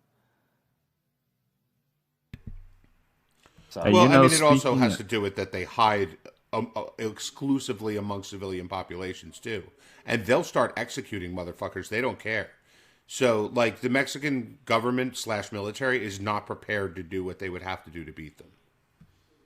Well, that's true. There's a lot working, and my point is, so there's things that I'm seeing. Actually, I know people like, I don't want people to accuse me of like sucking Elon Musk's dick. I do believe in Starlink. That's gonna be a game changer for living off the grid. He's also really fed up Like Elon Musk, like this is the thing. This is why I said we need elites. We need people who believe in freedom in America to step up. Random rednecks who living in Nebraska who eat TV dinners. They're not going to do shit. We need like people with money and clout and leadership potential to step up. Elon Musk is like fuck Facebook, fuck Twitter, and he's leaving those social media platforms because of their censorship. And he's also saying he's going to start his own smartphone operating system to break the duopoly of Apple and Android. That's pretty impressive. I didn't know that. Just saw the news today. After that is. Now imagine if he's like, you know what? I'm like the fucking richest man in the world. I got all these investors just throwing money at me. Why don't I start my own bank? Especially because of how good he is at being disruptive. Well, so imagine if he started his own bank, his own payment processor, his own social media platform, his own smartphone operating system. Like he could do it, and it would be fucking awesome. And all the government what's the government? The government could like try to fuck him, but like I don't know. Like it would be great. Like, but that's what we need. We need people like Elon Musk, Elon Musk clearly believes in freedom. Now, I'm not saying he's a perfect guy. Like what he did to Johnny Depp and he was fucking Amber Heard and simping for her. Nobody's perfect. I'm not saying he's I'm not saying he's the Messiah. We need to get off this Messiah complex.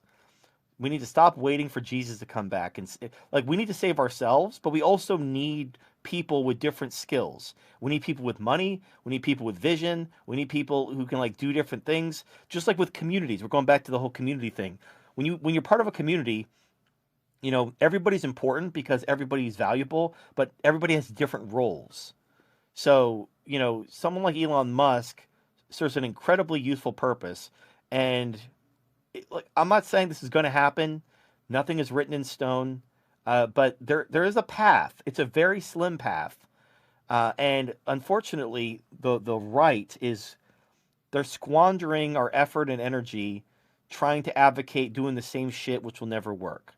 And we need to let go of what we can't do. Like, I would love to tell you that we can take back the culture and we could vote people into office and flip the country and start getting laws repealed and make America great again. But that has been proven to be like, look around, look at what happened today. There's no chance of that happening. Look what happened. We elected a guy, an outsider, who was going to make America great again, and they completely destroyed him over a lie. They wasted the first 2 years of his presidency over some bullshit about Russia that wasn't true. No accountability.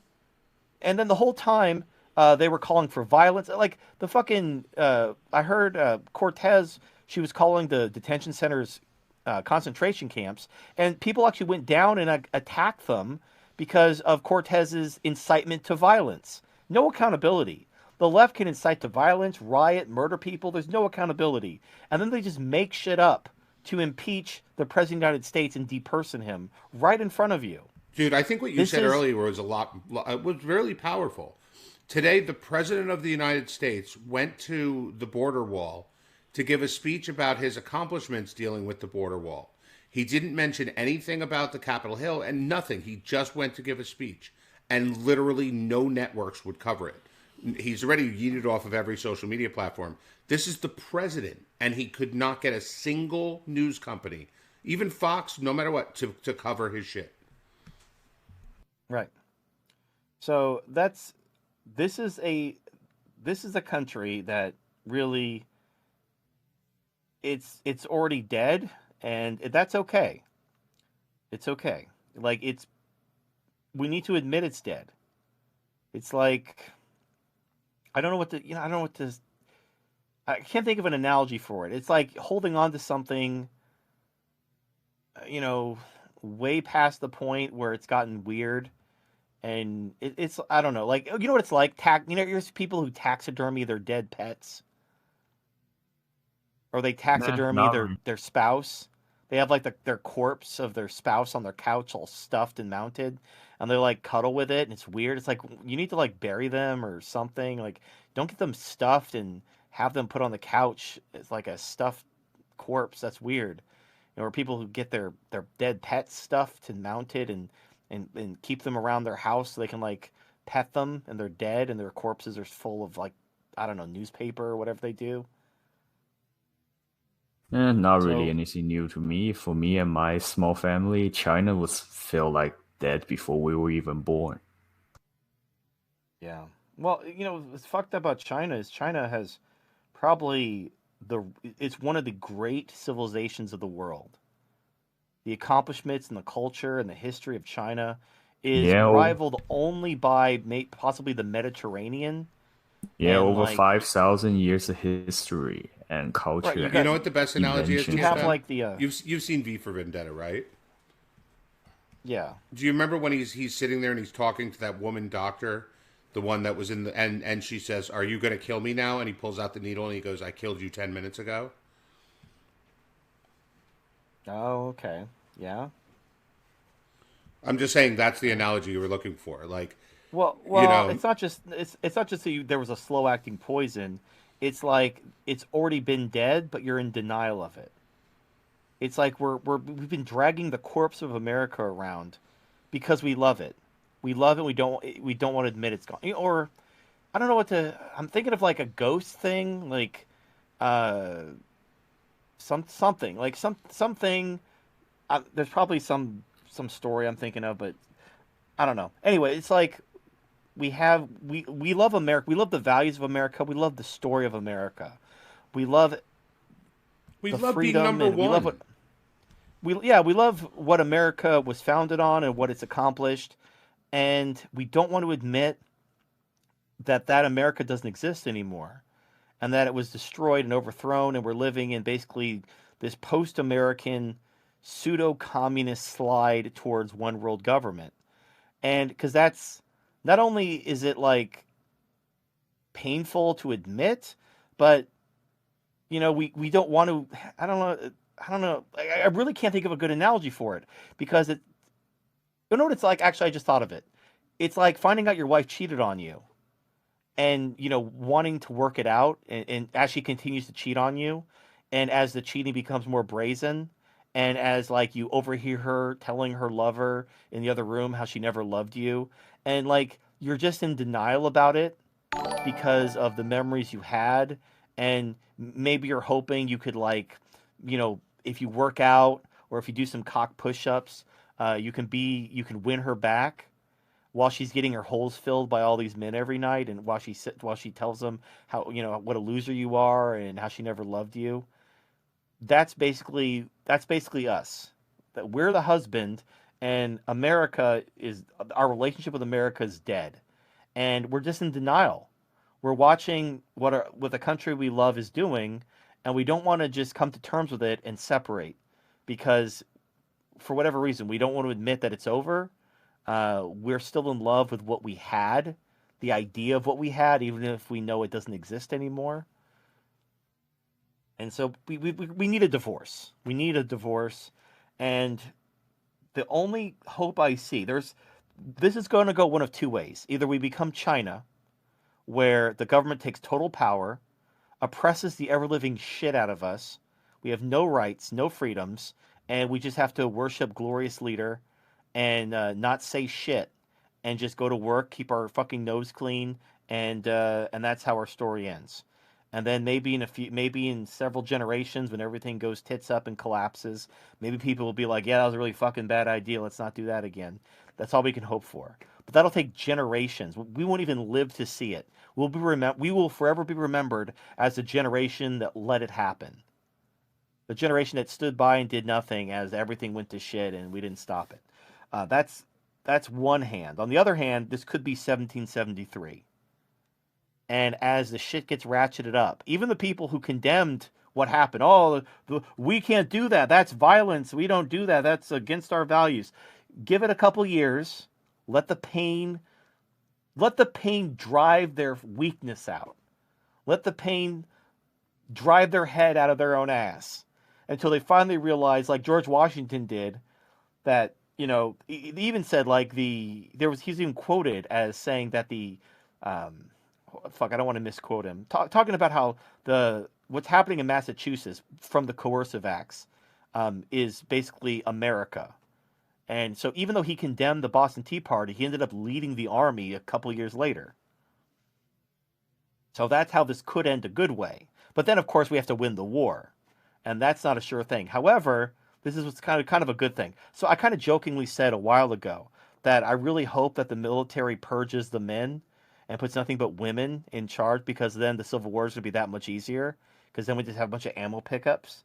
So just imagine if the military is actually purged of every soldier with right-wing tendencies, and they're replaced with nothing but, I don't even know who they're going to replace them with. Most probably women.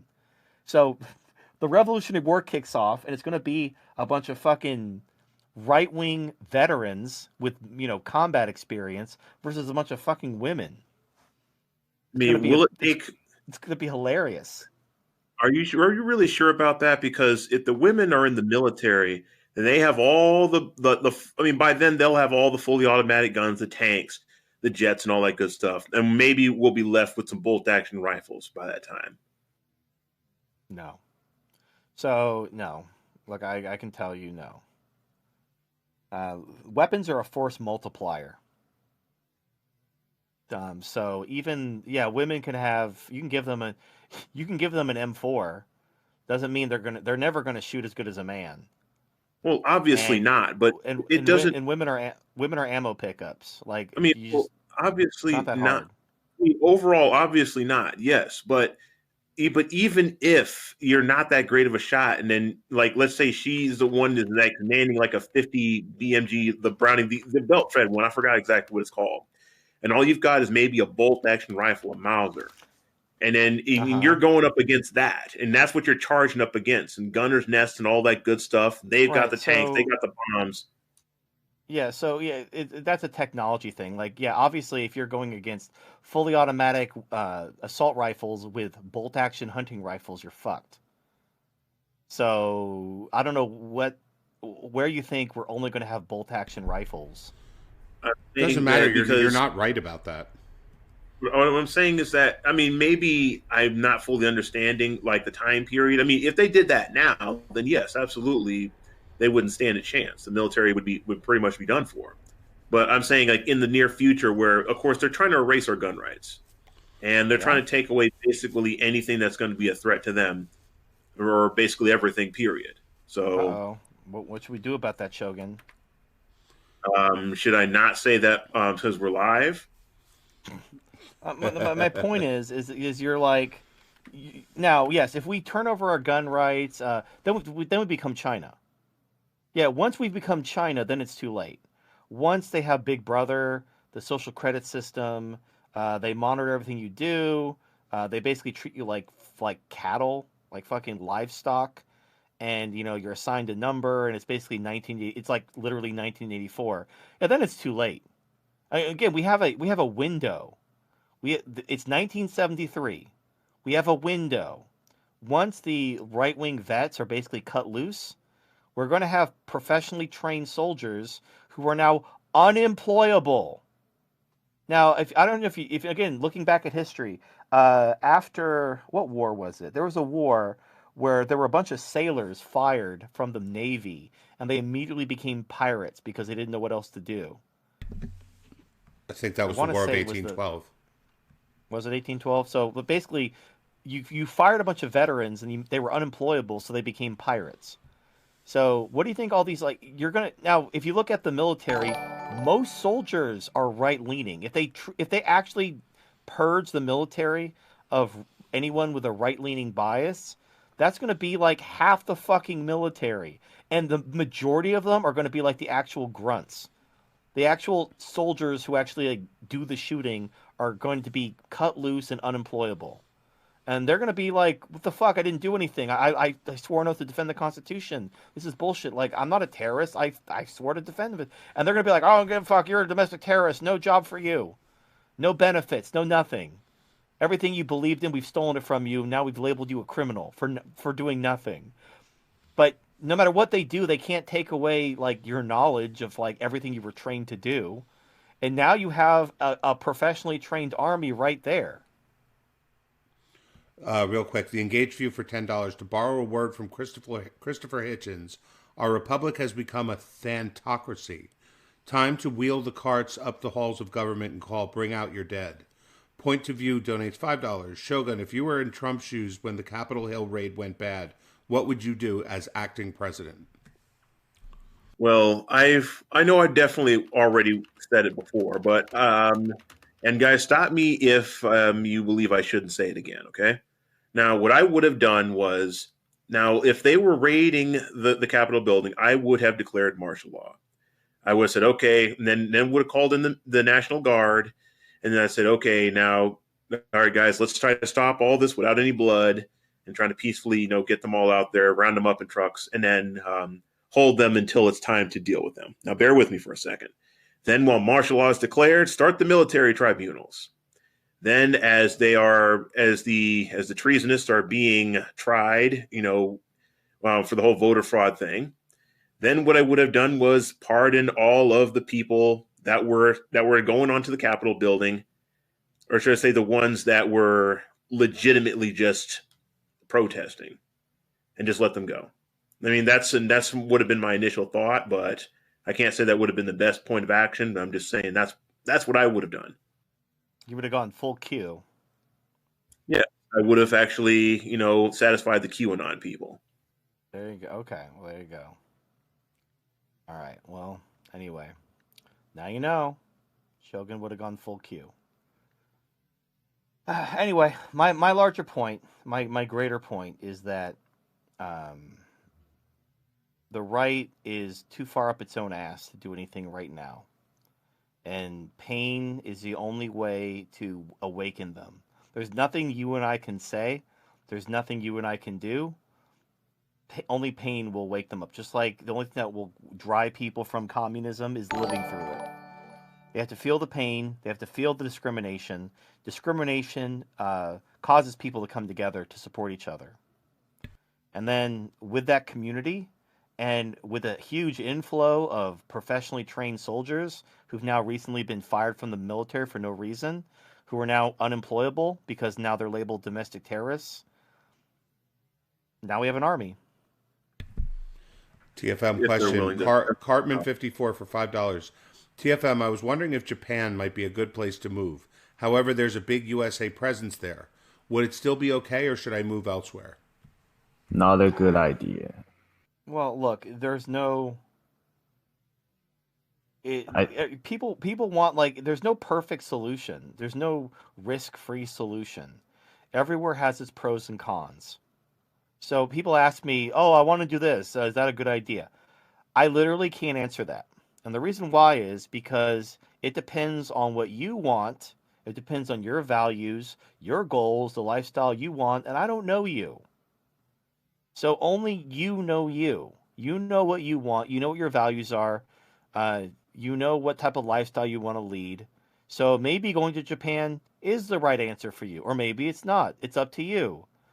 So just random people on the internet asking me, "Oh, what do you think? I'm thinking about going to this country or this state or doing this or doing that." It's like, I don't know you. That might be the right answer for you, or it might not be. So it depends on what you want to do, your lifestyle, your values. I will say that, China's going to, they're making a play for the South China Sea. And now that Biden is officially in, Taiwan's probably fucked. So there's going to be a war. America's probably not going to do shit. They're going to do exactly what they did when Hong Kong was invaded, nothing. And China really hates Japan, not unjustifiably either. But China, when they control the South China Sea, they're going to look at Japan like fucking you're up and says come. Like we didn't forget. Right, it's what finally you did. payback time. Well, what Japan did to China was objectively worse than what the Nazi did to anyone, any group or any country, because they were so outnumbered. Japan was saying they gotta be hit really hard and fast and extremely brutal to have a chance to take over China. But of course, that didn't work out. So the harder they tried, the more brutal and cruel they were, and that just left a big bloody mess. And for the CCP to take over. Yeah, I'm not. Yeah, basically because of what Japan did, Japan allowed the CCP to take over by completely destroying and demoralizing the Chinese military. And remember, the bulk of the force that fought off the Japanese was the Nationalist Party. They suffered a much greater casualty. The Right. CCP only So participated in a smaller support. yeah. Oh, So there and was like just they were fighting a civil war as they were fighting Japanese. right, and immediately after Japan driven out World War II over, and the two mushroom cloud happened, and they were driven out. The CCP immediately stabbed them in the back and drove them to Taiwan. Well, yeah, But like they're communists. What do you expect? right, but anyway, Trudeau don't ask about Asia. I'm assuming he's thinking of Japan probably because of more Western value. Uh, Not a good idea. Japan's very xenophobic and not all that accepting of foreigner, despite what some of the media may portray, and also very very difficult work life and expensive living standards. And Taiwan, Japan, and maybe South Korea are the prime targets of the CCP because of a conflict for a long time. And if the US falls, China will probably, if they make any moves, those are the three immediate locations they target. If anything else, I recommend more towards more Southern Asia, somewhere in the area of Vietnam, Cambodia, India, Singapore, Malaysia, Indonesia.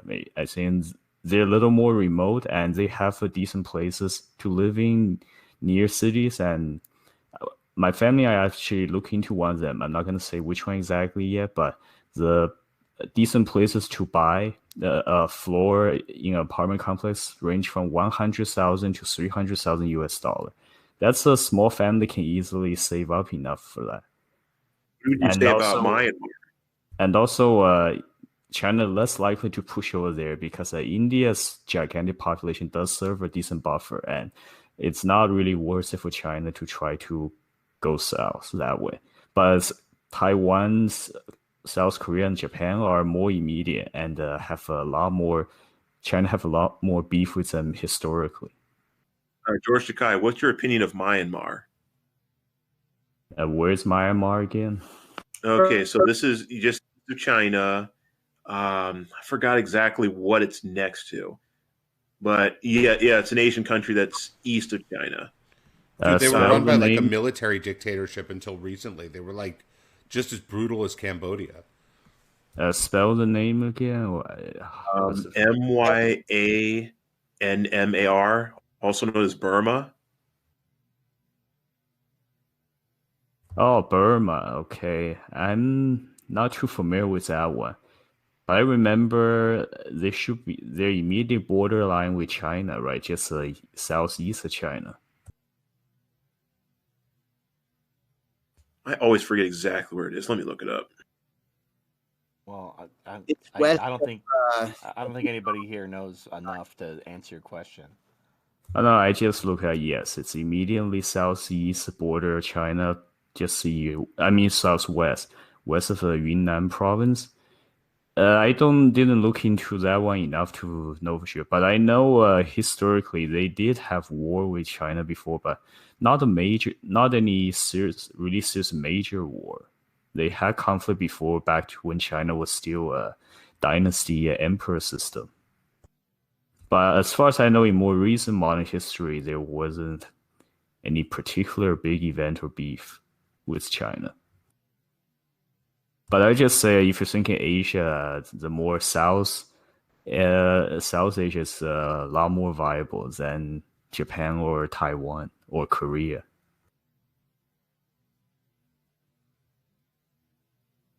Okay, well there you go. That was a nice non sequitur. Fun fact on the Boston Tea Party: how you said the $18,000 in today's money, that would be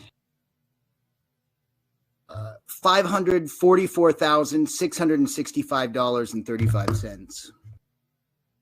Uh-oh. That doesn't really matter.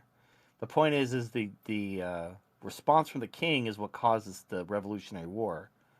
Because the founding fathers, my point was, Washington and Franklin condemned it. but it was King George's response that caused the Revolutionary War. So we're now in 1773. And now we're seeing this response. And the thing is, like, it didn't even happen. Like, it's all gaslighting. So not only are they're basically destroying people's lives over a lie. And now they're talking about purging the military, kicking everyone off of social media, destroying their jobs, doxing them, taking their insurance away. Like, they're going for everything. Like, now, if this doesn't animate people, nothing will. Then we're just China. We're just gonna, spread our butt cheeks and be like, yes sir, no sir, 3 bags full. That's fine. Then we'll know one way or the other. At what point do we call the night of broken glass and just try to get out? So I've talked about this several times. I think probably every show I talk about this. The goal is to be free, to do what you want, and to basically make the government leave you alone. There are 3 ways to accomplish this. Option number 1, no-go zone. Option number 2, leave the country. Option number 3, go off grid. The goal being you're free, you do what you want, and the government leaves you alone. Either because you have a huge community to back you up, or because you're in a foreign country that's under the radar, or because you're in the middle of the woods and they don't even know you're there. Now, the thing is those are all things you have control over. And that's the key. Like, we're talking about shit that none of us have any control over. Maybe the right pulls their head out of their ass. Maybe George Washington emerges. We have no control over that. And so you don't want to live your life. Don't be like Q. Don't be like the Q-tards hanging on a prayer, hoping that, the memes were real, and they do nothing because they're so sure that the Q is real, and then nothing fucking happens. It was all a giant fucking LARP. And they wait, think about what they could have done with that time. Because they were so sure that everything was going to be fine. Like, there was a plan. Trump's going to arrest them all, and there's going to be tribunals and all that shit, and nothing fucking happened. So, but they believed it, and because they believed it, they didn't do anything. They didn't save themselves. Like, you have people on the right now talking about, we need to focus all of our energy about electing good conservatives and getting elected at the local level. None of that will work. None of that will work. Even if they do their big plan is to change the election laws so that there can be no more voter fraud. Well, in order to change the election law, you have to get elected at the board, like the local level. So you get elected at the local level, you change the election laws to eliminate voter fraud. That's wonderful. What about the blue districts? How are you going to get elected there? How are you going to change the election laws in the blue districts? You can't. And it's the blue districts where all the fraud happens. That's where they find the 500,000 votes at 4 a.m. is in those blue districts where they control everything, and they just bust in the votes in the middle of the night. Right, those couple swing states, and then poof, Biden won. So you can have all the red districts employ all kinds of rigorous voter ID laws and whatnot, and they can still steal every election because there's no way you're going to get elected in the blue districts. They're not going to let you. So your plan to get elected at the local level and change the voter laws does nothing. Because at the end of the day, all you can do is tell the people who live in the blue districts, well, you need to adopt these standards too. Otherwise, you're just admitting you're cheating. They're like, well, you're a Nazi. And they're like, well, that doesn't make sense. I called you a Nazi. Now you have no job. What? What's happening? Oh, now you've lost your gun. Oh, no. And now your wife has left you. Oh, my God. That's how quickly that happens. So you can't win this game by trying to get elected, by trying to reform the system from within. But the right is still wasting their time and energy on this, basically doing the same thing over and over again and expecting a different result. We got to fight the culture war. We got to make the case. We got to elect real conservatives. And it never works because the system is hopelessly corrupt. It is completely antithetical to the American value of freedom, period. Now, maybe people wake up, maybe they don't. And if they don't, fuck them. What are you going to do? You can start a no-go zone. You can leave, or you can fuck off into the woods and live off grid. Those are your 3 options. Maybe Maybe the right finds their penis. Maybe we go from 1773 to 1775. Maybe. But we can't count on that. We can't be like the Q-tards and hope. We have to make actual changes in our life or so we don't die and so that we don't become slaves.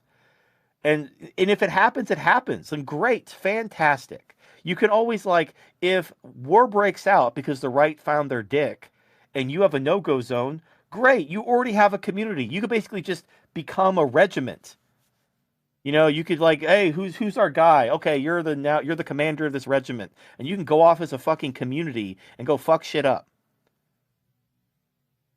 But if it doesn't happen, if the right never finds their dick, and they at the 11th hour they cuck out because they're pussies, you're gonna thank fucking God that you have that no-go zone, or you're gonna thank fucking God that you left. You're gonna thank fucking God that you're living off grid in the woods where people aren't gonna find you.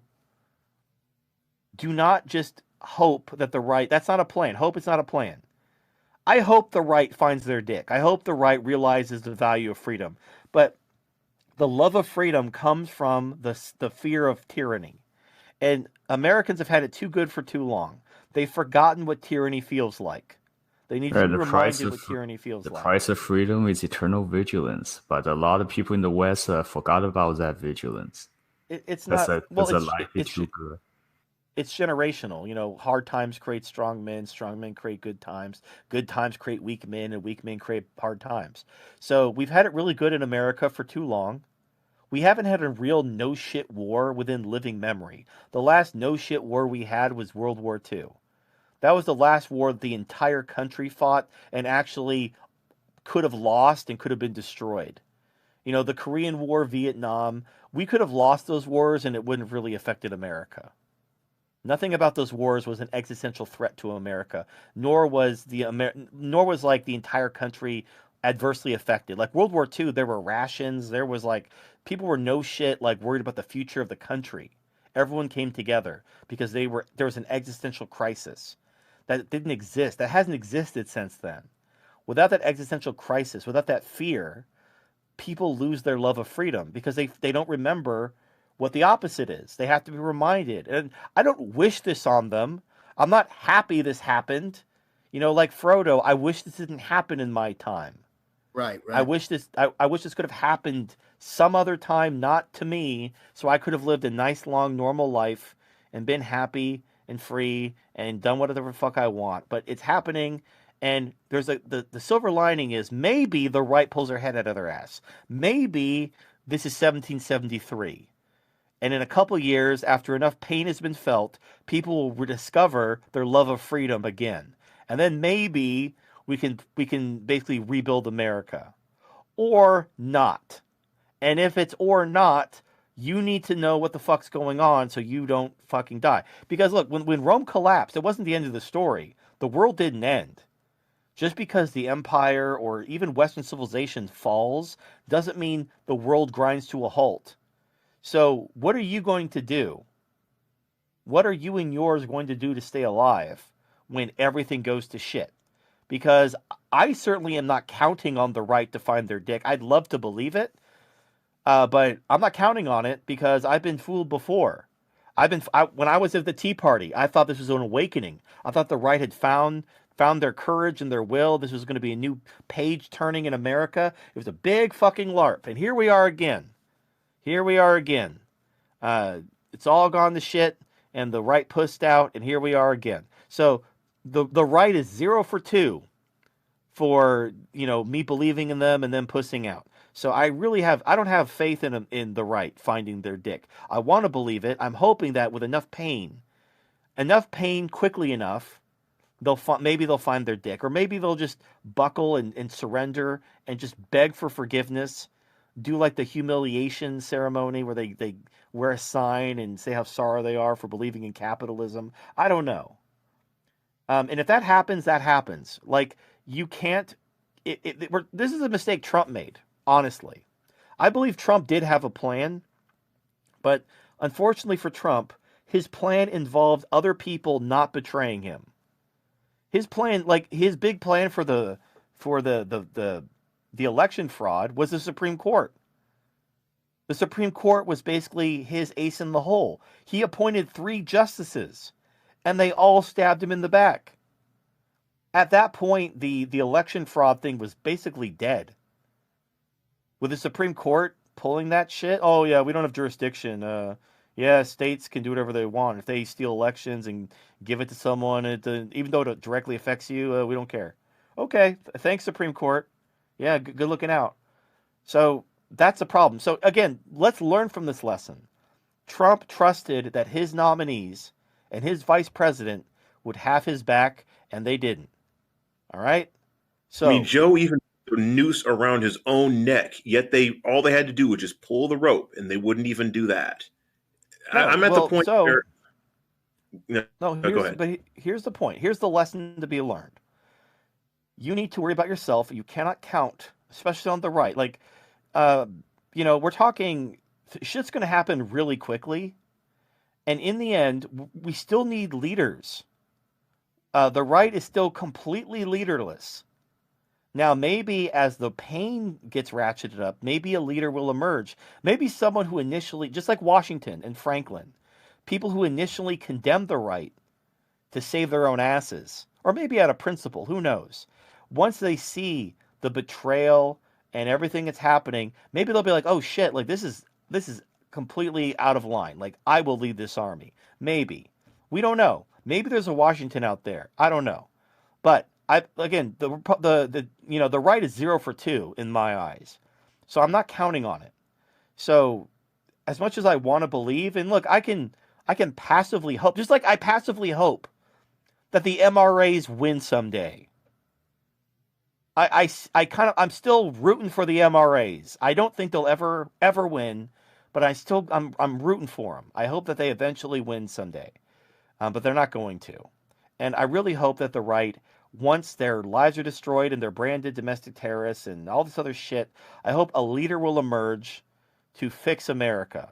But if that doesn't happen, and it probably won't happen because the right is a bunch of pussies, and also because they largely believe in democracy and equality, and they're kind of part of the problem. All right, so what are you going to do? Are you just going to kill yourself?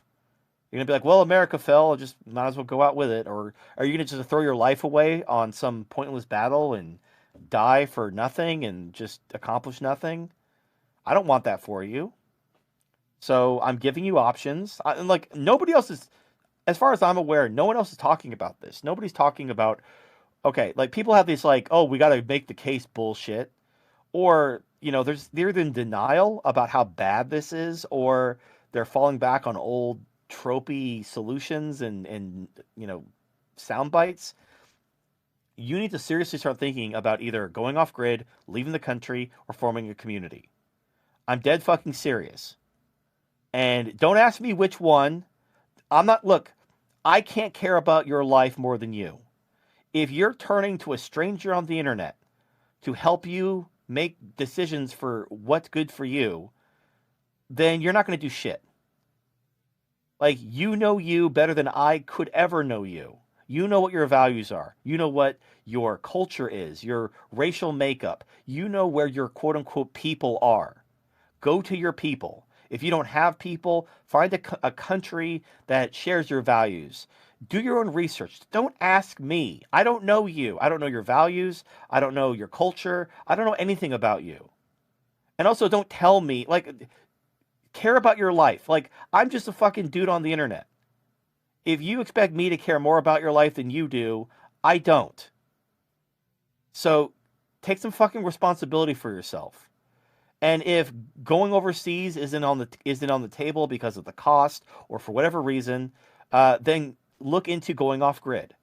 You could get a tiny house in the woods, or you can get like a camper van and be a nomad. There's all kinds of things you could do. And the goal is just to basically fucking just disappear. Stay away from the shit. And honestly, the good news is with Starlink and everything, it's never been easier. It's getting easier to basically just be a nomad if that's the route you want to go, or just live in a tiny house in the woods, because you can actually get internet now. So I've given you 3 good options. 3 good options that don't involve you waiting for someone else to come save you. Kingsland donates £10. Being in the UK, so nice to wake up at 3 a.m. listening to you guys. I'm looking into escaping to Switzerland. Oh, well, okay. Switzerland is one of the hardest countries to immigrate to. You Like mean here's this, citizenship? or this. Well, I think it's both. Here's the paradox. So, you're a base right wing guy, and you're trying to get away from the communism. So you want to find a country that checks all the boxes. Well, the countries that check all the boxes are anti-immigrant. That's how they keep the communism out. Because open borders basically goes hand in glove with communists coming to take over your country. So, unfortunately, as a Westerner from a country that's falling to communism, no one wants you because the countries that aren't falling to communism, they were able to accomplish that by not accepting immigrants.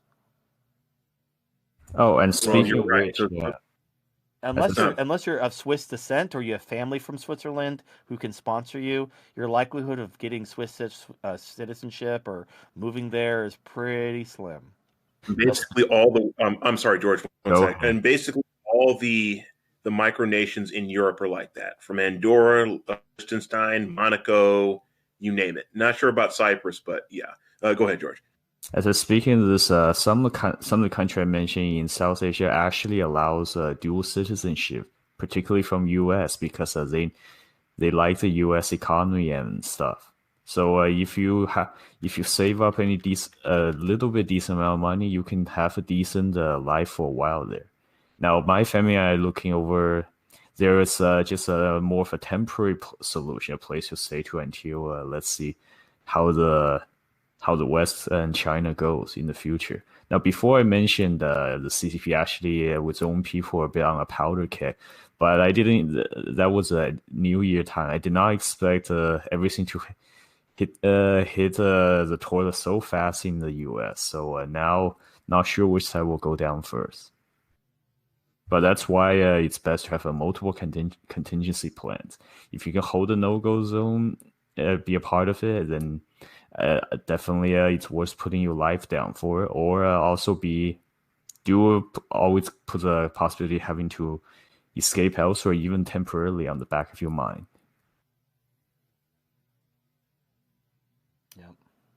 Be like that Oracle prophet I mentioned, who can see all the bad events coming. But then, if you make proper preparation for them, then you can afford to stay happy and optimistic because you made a good preparation, and then anything you may not see coming could be good stuff. Now, I've talked to people who are like, they're basically just naysayers. Like, I give them an option. They're like, yeah, but then this could happen or that could happen. And the ultimate goal boils down to being lazy. They don't want to do anything. What it is yeah, they're just making excuses why they don't want to do anything. You know that. I know that you know that. You're trying to poo-poo any realistic viable solution because you're waiting for someone to save you because you basically don't want to do anything. And that's fine. Look, Aaron Clary made a book called Enjoy the Decline. And if all my solutions don't appeal to you, I highly recommend picking up his book because he talks about how you can enjoy the last days of America. So abuse the welfare system, become a welfare queen, do whatever you got to do, enjoy it because it's gonna end soon, and then just save one bullet for yourself. See, isn't that great? Isn't that what you want? Thing with that is that you could do the off-grid solution and also enjoy the decline at the same time. Yeah, you could. Well, so if you're like one of the depends. Don't want to do anything and you just want to enjoy the decline, like if you want to, I guess, live or save yourself, you could also do off-grid at least. If you don't want to do a no-go zone or get out of America, like with off-grid living, at least with Starlink coming up, like before you're like basically screwed with no internet or bad internet, but now it's like pretty soon you'll be able to have like regular internet in the middle of nowhere, which is pretty good. I do want to point out though, the off-grid thing, it's the most risky one because if you have a no-go zone, you hopefully have thousands, if not millions of people who have your back. So the government, even though they know you're there, they have an incentive to leave you alone. If you go to another country, there's a huge cost. If the government wants to take your shit, they might have to invade the country or do something. Like it's going to be a substantial cost to come get your shit. And if it's, like a business, if it's going to cost them more to come get you than they stand to gain, they're just going to leave you alone. But going out into the woods in America is fairly cheap. There's already going to be park rangers, like there's still going to be law enforcement. They're going to be making sure that you're collecting your property taxes and whatnot. They could just round you up at any time. So the off-grid thing that will protect you from like riots and stuff like that. But if the government like decides to do like an enclosure movement and they start rounding people up and like forcing them to farm in some gulag, there's nothing you can do.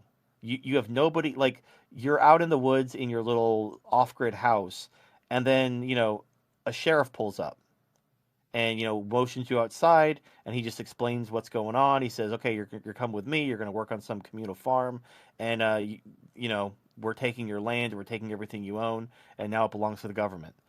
And you're all alone. You have no community, you don't have a you have no one to say no, you have no leverage whatsoever. So while the off-grid option, it's a viable option, it's also the least secure. So for those of you who are like, oh, off-grid, I could do that, you need to understand the costs and the risk. Yes, like going overseas or starting a community, that's a big investment. It's going to take a lot of work, and maybe you're just looking for the easiest solution. But going off-grid, even though it's the easiest solution technically for an individual, it's also the least secure solution. Because, especially if you buy the land, the government knows you're there. And if they just decide to, they can just come and scoop you up. There's nothing you can do about it. So just be aware, like it's an option. It's still an option I support, but just be aware that it's not like I would rank it third. If you can form a no-go zone or go overseas, I would recommend those first.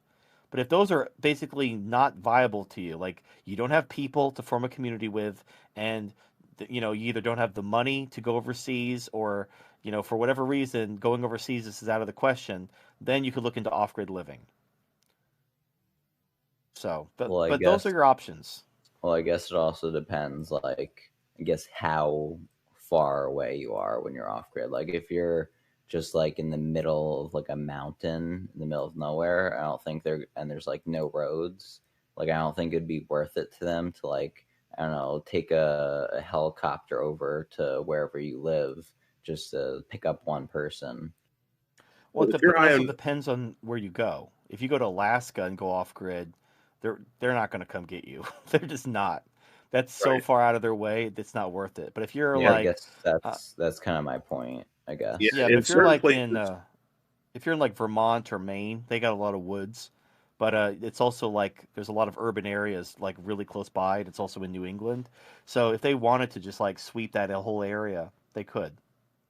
Yeah, like if you're in like, I don't know, like the woods of Long Island, like they can like come get you no problem. But if you're like, I guess, an Alaska mountain, like it's not worth their time, I guess. Like, how with no-go zones, it's not like worth the effort or whatever. It's not worth it to them. Like if you're just out in the middle of nowhere in the woods or mountain or something, it's not going to be worth them for them to come get you if you're one person. On that, Alaska, you have to remember, Alaska is also the biggest state in the United States, even though it's not contiguous. There is a lot of open land out there where people live, and it's only accessible via plane. You can't drive out there. You'll have to get yourself a plane. You can't take a helicopter because a helicopter can only go so high when the air gets thin.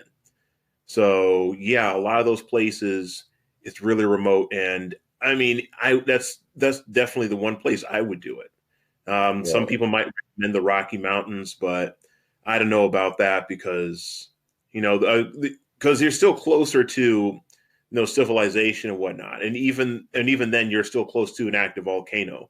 Mount Rainier, Mount St. Helens, Yellowstone. If one of those goes off, you're done for. I mean, like, barring like volcanoes going off, I mean, I think most people that want to go off grid would probably take that risk. But Well, yeah, barring that, I think the Rocky Mountains or something would probably be the best options for people outside of like Alaska.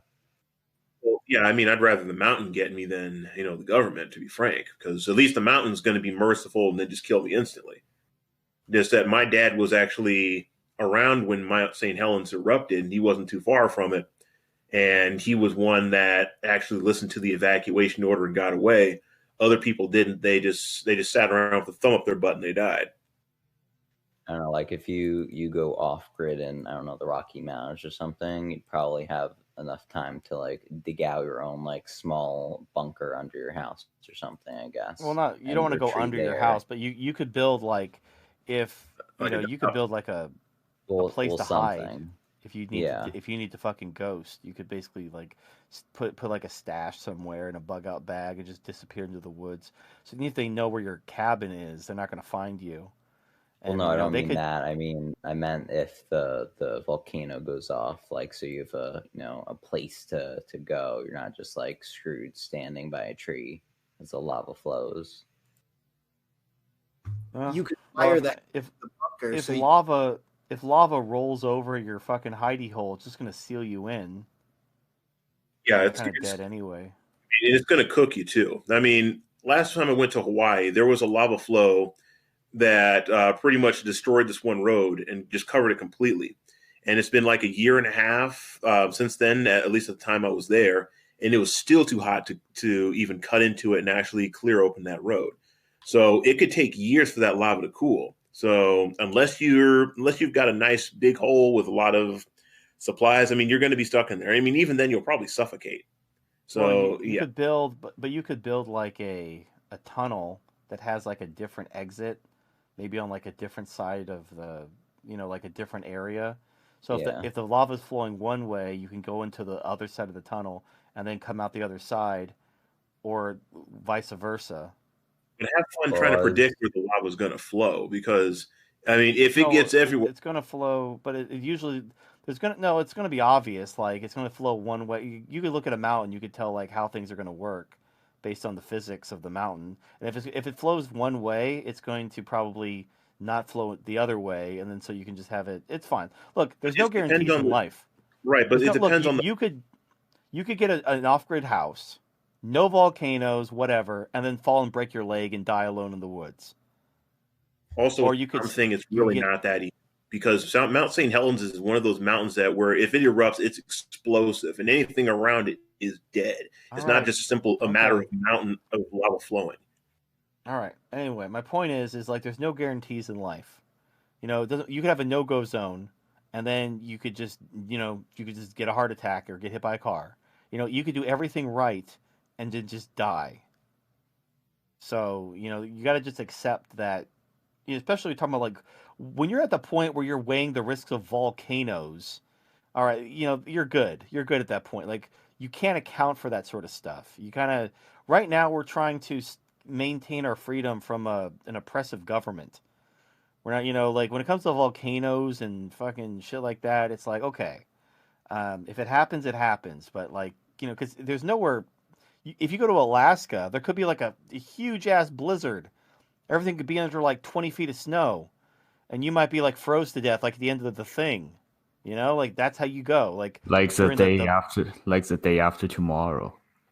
or Yeah, like the end of The Shining. Like so you had everything good to go, but then we had like the worst. We had the blizzard of the millennium, and it buried everything under 20 feet of snow, and you're like in some remote part of Alaska because you're trying to get away from the government, and you get completely buried under 20 feet of snow, and you're fucked.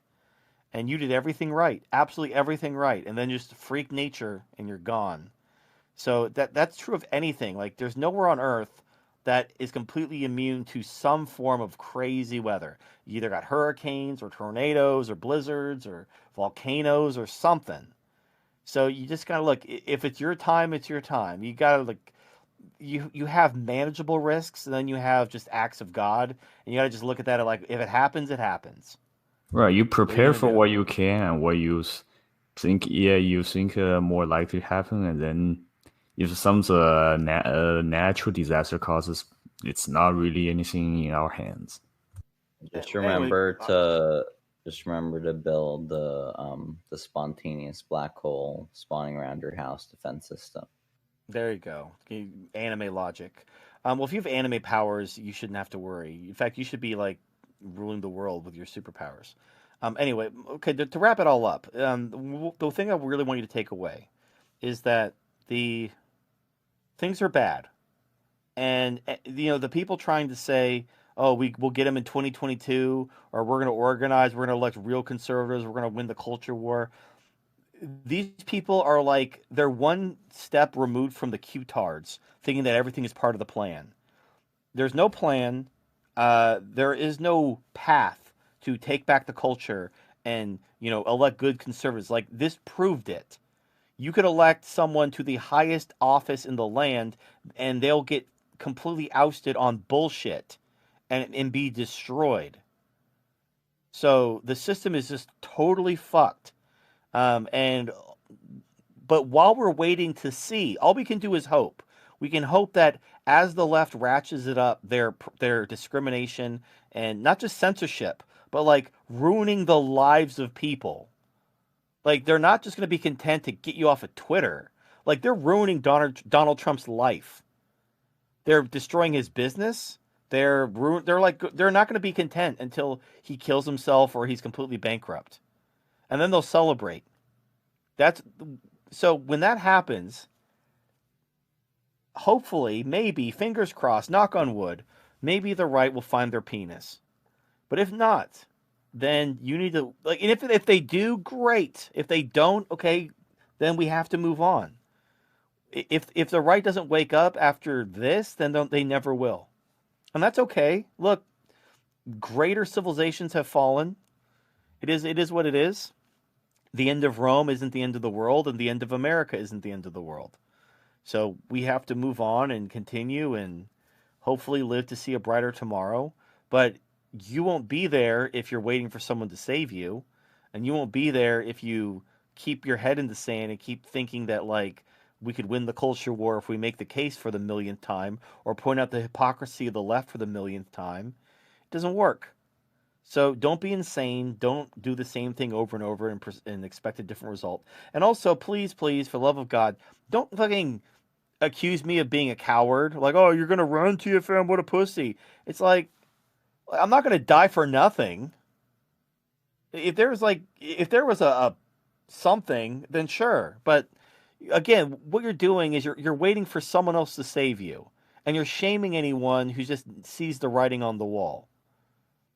We can come back. Like, if the right pulls their head out of their ass, I'll fight. But if the right doesn't, then fuck them. They deserve they deserve it. If they will not pull their head out of their fucking ass, if they want to keep playing this bullshit game and defending democracy and equality, they fucking deserve everything that happens to them. Right, and for my own experience example, for the longest time after, coming over here, understand how bad it is over there in China, for the longest time, I consider myself of just a full-fledged American, and I was ready to fight for America, fight wars if necessary. Until more recently, I realized how they treat a single productive man in general, and it's okay, screw that. If America is going to fall on its own, collapse itself, and have nothing for me, what's the point of that? But I think the important thing to keep in mind is freedom. Capitalism and prosperity will happen sooner or later somewhere in the world. It may not necessarily be America, and it's okay to keep an open mind in that. Go wherever society that will be good, treat its citizen well, and have a fair meritocracy. Yep. All right. So did Halsey leave? I mean, it's his stream. No, if I left him, it would have turned off. Right. Okay. I do want to wind it down though, man. It's been a long day for me. Yeah. Wolfie and I have a show tomorrow, so plus I got work, so yeah, I understand. Okay. So yeah, no, just anyone waiting for the morning constitutional. I was going to do it this evening, but then Prohibited needs another day to get their shit together, and we weren't even going to cover that many articles, so we're just going to skip this week. Just honestly, treat this as a replacement for the morning. Yeah, the articles, like, we're going to cover some interesting articles, but ultimately it's whatever. This is probably the most important thing to talk about because, like, yeah, we could laugh at, just random shit, but this is real shit. This is more important than commenting on articles. I want you to live. I really, like, if you don't plan for the future, then you're just going to have to accept whatever happens. So if you do make plans, if you put things, if you start putting things in place, then at least you have a plan B. So look, nothing would make me happier if the right found its dick and patriots who love this country and loved America and loved freedom fought and restored America. That would be great. But again, the right is 0 for 2. And I don't expect them to fucking to break their streak. So while I can hope, like, look, and honestly, I was rooting for Q. I was hoping. It didn't make any goddamn sense, but I was like, maybe there's a guy, maybe there's a thing. Who knows? It turns out no, it's all bullshit. But look, wouldn't it have been great if it was true? Wouldn't that have been awesome? That it really was all part of the plan, and everyone, all these, all be arrested, and there could be tribunals. Wouldn't that have been wonderful?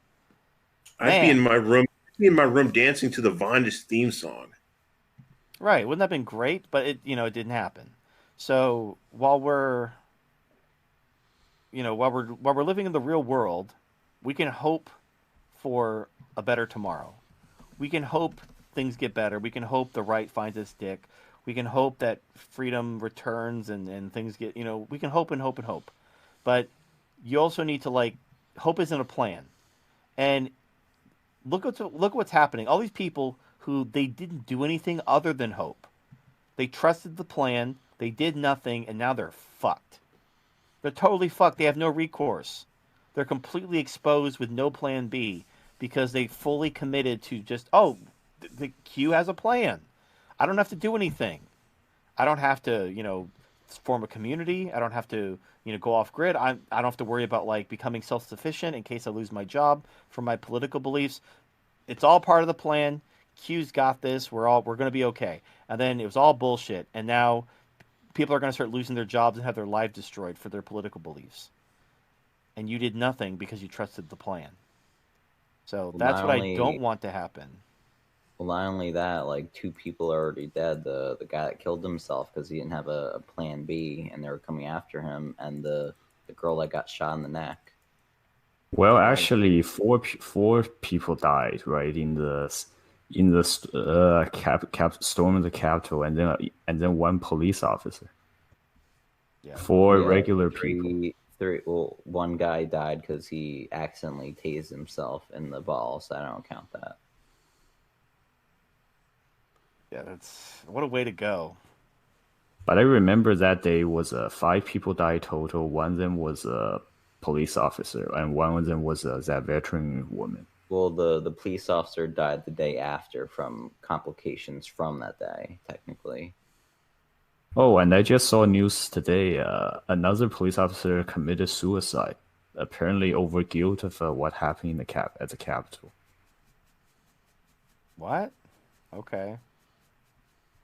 Somebody shared it on me over WeChat, a family member. Interesting. Well, yeah, sometimes some Chinese news sites made by Chinese over here in America actually covers more. Sometimes the news that the mainstream would not cover. Also, one quick note before we go regarding no-go zones and communities. A lot of people. They say, I talk to my family or I talk to my friends, and they don't want to form a community with me, so I guess there's not going to be a community. So a community is like 2 families, and it doesn't take a lot. You don't need to get, like, all of your family together. You don't need to get 100 people together immediately. If you build something, like the Field of Dreams, if you build it, they will come. If you build a small community, I'm talking with, like, whoever you have, when shit starts to go awry, people are going to come and be like, holy shit, like, I need help. Can I stay here? I'll do this. I'll do that. They'll join your community mostly out of desperation. Again, as things get worse, like, look at Arania. Irania didn't really grow in population like until the persecution of Afrikaners really launched, and then you saw the spike in population because people, that's what happens. So, but if imagine there was no Irania for people to turn to because no one built it, because at the time things weren't that bad, and everyone's like, "Oh, things are fine. What are you talking about? We don't need to build a community. What are you talking? You're crazy. You're paranoid." So if you don't need trying to get 100 people to form a community. I don't know why. What you're doing is you're trying to think top down. You're thinking like these libertarians who come up with these intricate plans of we're all going to move to New Hampshire. We're all going to live on an oil rig. We're going to build an artificial island and live on it. And so they have these top down plans, and everyone wants to be the chief, and no one wants to be the Indian. So what The you got to do is Republican Minerva. yeah. So you need to think small, bottom up. You do something for you, and then you invite, like you buy 5 acres, and instead of you just buying it yourself, you buy 5 acres, and then you build like a cabin on it, and you have like a little self-sufficient off-grid little cabin, and then one of your buddies are like, "Oh man, you're living off-grid. That's awesome." Like, hey, you want to buy an acre and build your own cabin? Now you've built it. It's not just a fucking piece of paper like these libertarians like, hey, we should all move to New Hampshire. We should all live in an oil rig. And it's all conceptual. You have an off-grid cabin. You own the land. You've done it. They can see it. They can see what you're doing. I'm like, yeah, I'd love to. And then, okay, cool. So I own 5 acres. I'll sell you an acre, and then you could build your cabin on that acre. And then you do that 4 times, and now you sold the 4 acres for whatever to your buddies, and now you have a little community, and everyone's got their little off-grid cabin, and you have this little community of you and your buddies. But that only happened because you built it. You built it first. You did it. Just like Arania. Arania was 2 families, and they built it. And then when shit happened, people came to them, and then now they have a community of like a couple thousand, at least a couple thousand. I don't know about several thousand, but it's pretty big. But that started with 2 families who actually built something. So when people tell me, "Oh, I can't form a community TFM because I can't find any people, no one wants to do it," what you're telling me is you want to find other people to give you money or to be like invest in it with you because you don't want to build it yourself. And that's your problem. You're thinking top down. You're thinking like these libertarian community projects that never go anywhere. So you build it for you, and then people will come to you wanting to be a part of it, and then you could sell them or help them get established too. That's how, and that's how actual communities get started. Like when the Irish or the Italians or the Jewish or the Amish, they don't have like big meetings like, okay, everyone, we're all going to move here and we're going to buy this whole neighborhood and we're all going to live this. We're going to no, they just like they go and they move and they buy land and then people move there too. Like, oh hey, me and you are the same. I want to live by you, and it just happens organically. That's how communities form. People organically want to live close to people they feel safe around, and that's how communities happen. It doesn't happen planning it and trying to get everyone to invest and chip in money. So you need to think bottom up. Actually, fuck bottom up. Start with yourself. Build something for yourself, and then approach your friends and family. Once you have something for yourself that they can point to, something you've built, something you've started.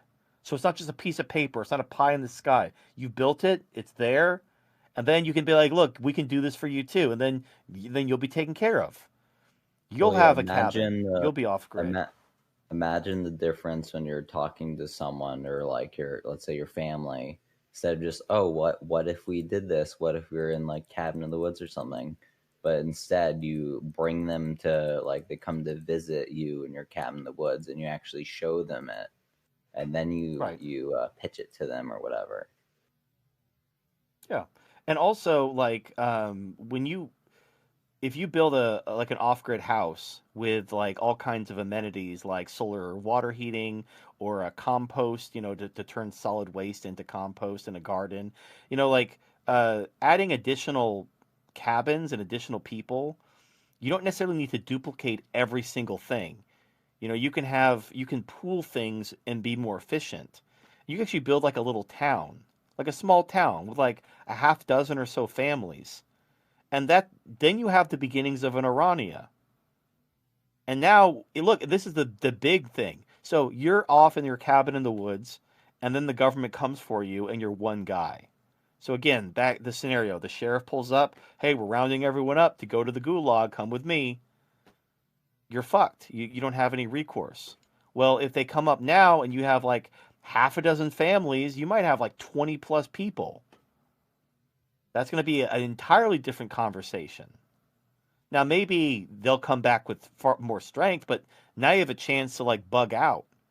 Instead of you just being arrested and thrown and off to the gulag you go, now you have like a good couple dozen people who've got your back, and you can like you can support each other.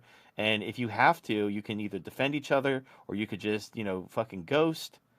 You have options that you wouldn't have if you were by yourself because you have other people there, and you have kind of a pseudo no-go zone. And again, it's all about, is it worth fucking with you?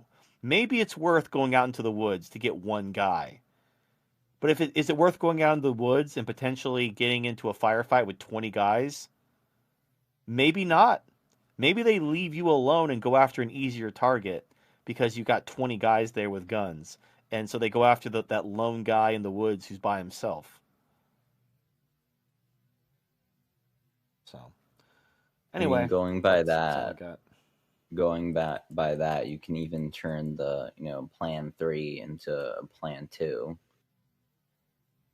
Turn your off-grid into a no-go zone over time.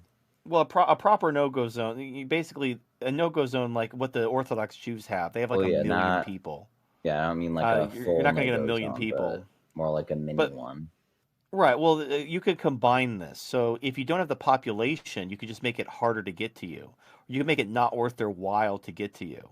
So you don't have a million people in your no-go zone, but you have like 100. But you're also like very remote, and there's really nothing much worth taking. And they'd have the devil's task taking it, and so it's just not worth it. So they leave you alone. I guess you could call that like a plan 2.5. So you got to you do the best you can. Like a no-go zone is the ideal scenario, but that's not always doable. So an off-grid living house, but you could turn that into a pseudo no-go zone, depending on a lot of factors. But like, again, here's the thing. The key is focus on you and what you can do in your life. Because I don't know what you want to call it. Like the default that a lot of people get sucked into is trust the plan. Everything's fine. Go back to sleep. Don't do anything. Someone will come and save you. And now we know, okay? Like right now we can see what happens when you do that. Is you do nothing happens, and then you're fucked. All this, think about had Q never existed. People, I can't even imagine what could have happened if the Q shit never happened. All these people who've been wasting their time and all that effort and energy, hoping and trusting the plan, what if they actually built something by now? Instead of just saying, I don't have to build anything because Q says it's all part of the plan. What if instead they built something? Then it would be built. They'd have it. Instead of having nothing. Nothing at all. And now there's they don't have shit to show for it. So that's all I want. I know it. I don't want to black pill you. I don't want to I'm trying not to discourage you because I'm trying to not get you to call to action like this is it. We're going to, Americans rise up. No, I want you to live and I want you to save yourself. And there aren't enough of us. Like we'll fucking die. We cannot go to war. We're going to fucking massacred. So maybe in a couple years, the shit really goes down and people get really pissed off, but that's completely out of our hands. We can't rely on that. We can't trust in that. So you need to think about what you can do in your life to save you and yours. Focus on yourself, take responsibility for yourself. And if shit happens and everything's fine, great. Then you have a nice cabin in the woods. You can go camp. Or you can sell it. You can move back into the city and do whatever the fuck you did before. Or maybe you like living out in the woods, and now you discovered that you like living closer to nature. And now you especially now with Starlink, you could have internet access in the woods. You could just live out in the woods, have an online job, no bills. like live with nature, like no utilities, all like there might be even if nothing happens and everything's fine, you might find that this is a lifestyle that you really enjoy. And then what did you lose? You lost nothing.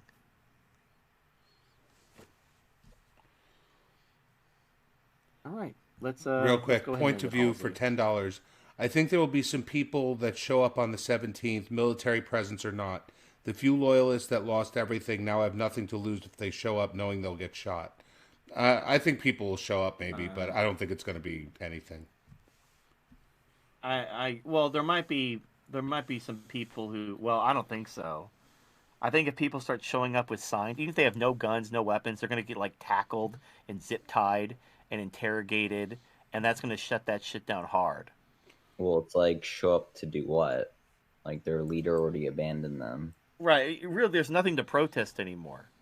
Well, it's like Like, take the And Capitol thing. Like, okay, they successfully got in, but they didn't do anything. They didn't accomplish anything. They're just like taking selfies in front of desks and stealing shoes.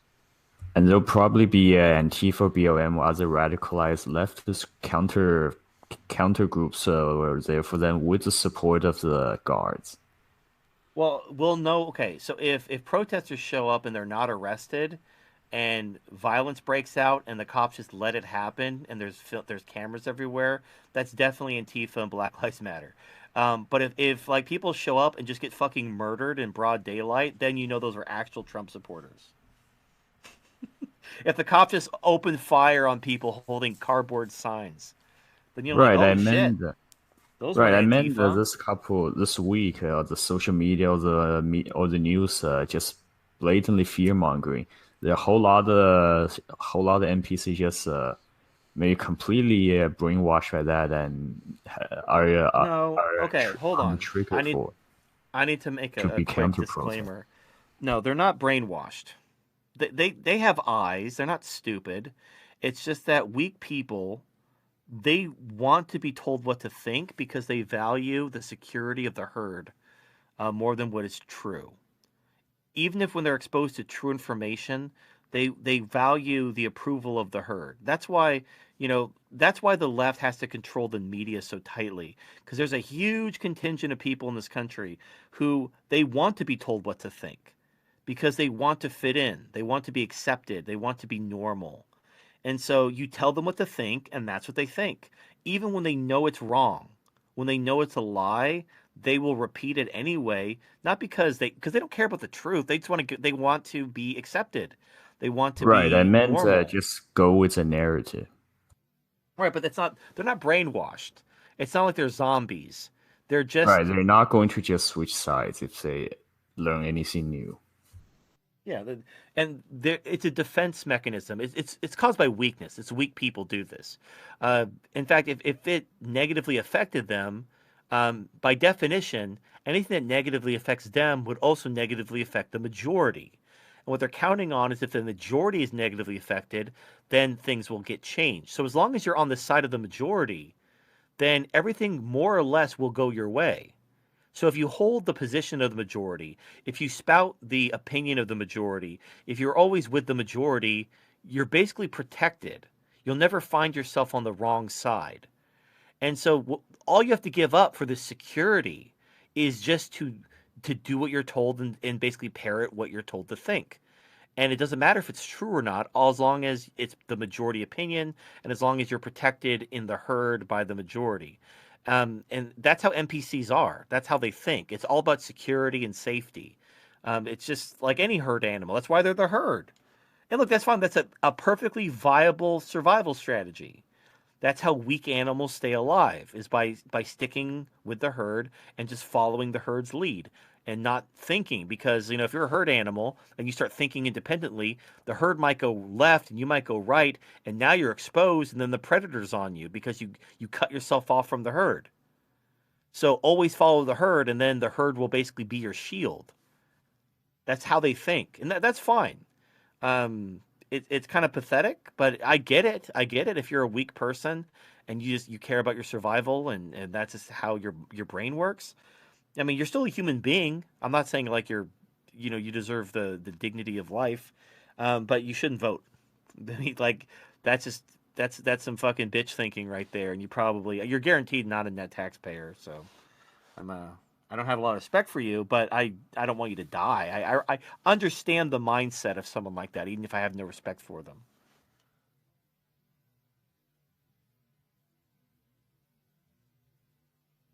Are we out? No, we're still here, but leave? we can say goodnight now. Good night. Good. Thanks, guys. We'll see you guys tomorrow night. Me and TFM are going to finish up the stream on the Constitution, and me and Shogun will be here at 9 a.m. Thank you guys for tuning in, giving us your time, and being here for us for, to do what we do. Thanks, guys. Fellow Americans, tonight I am speaking to you because there is a growing humanitarian and security crisis at our southern border. In all honesty, a border wall or steel slats won't work. But great bodies of water will separate us from the horrible Mexican rapists. Introducing the 2019 Trump Great Border Moat. Stocked with the most aggressive penis fish, incredible man-eating alligators, and unbelievable genetically modified moose-cocked rape dolphins, as well as flying, migrant-eating sharkfish. So incredible. I swore to protect our country, and that is what I will always do. So help me God. Thank you and good night.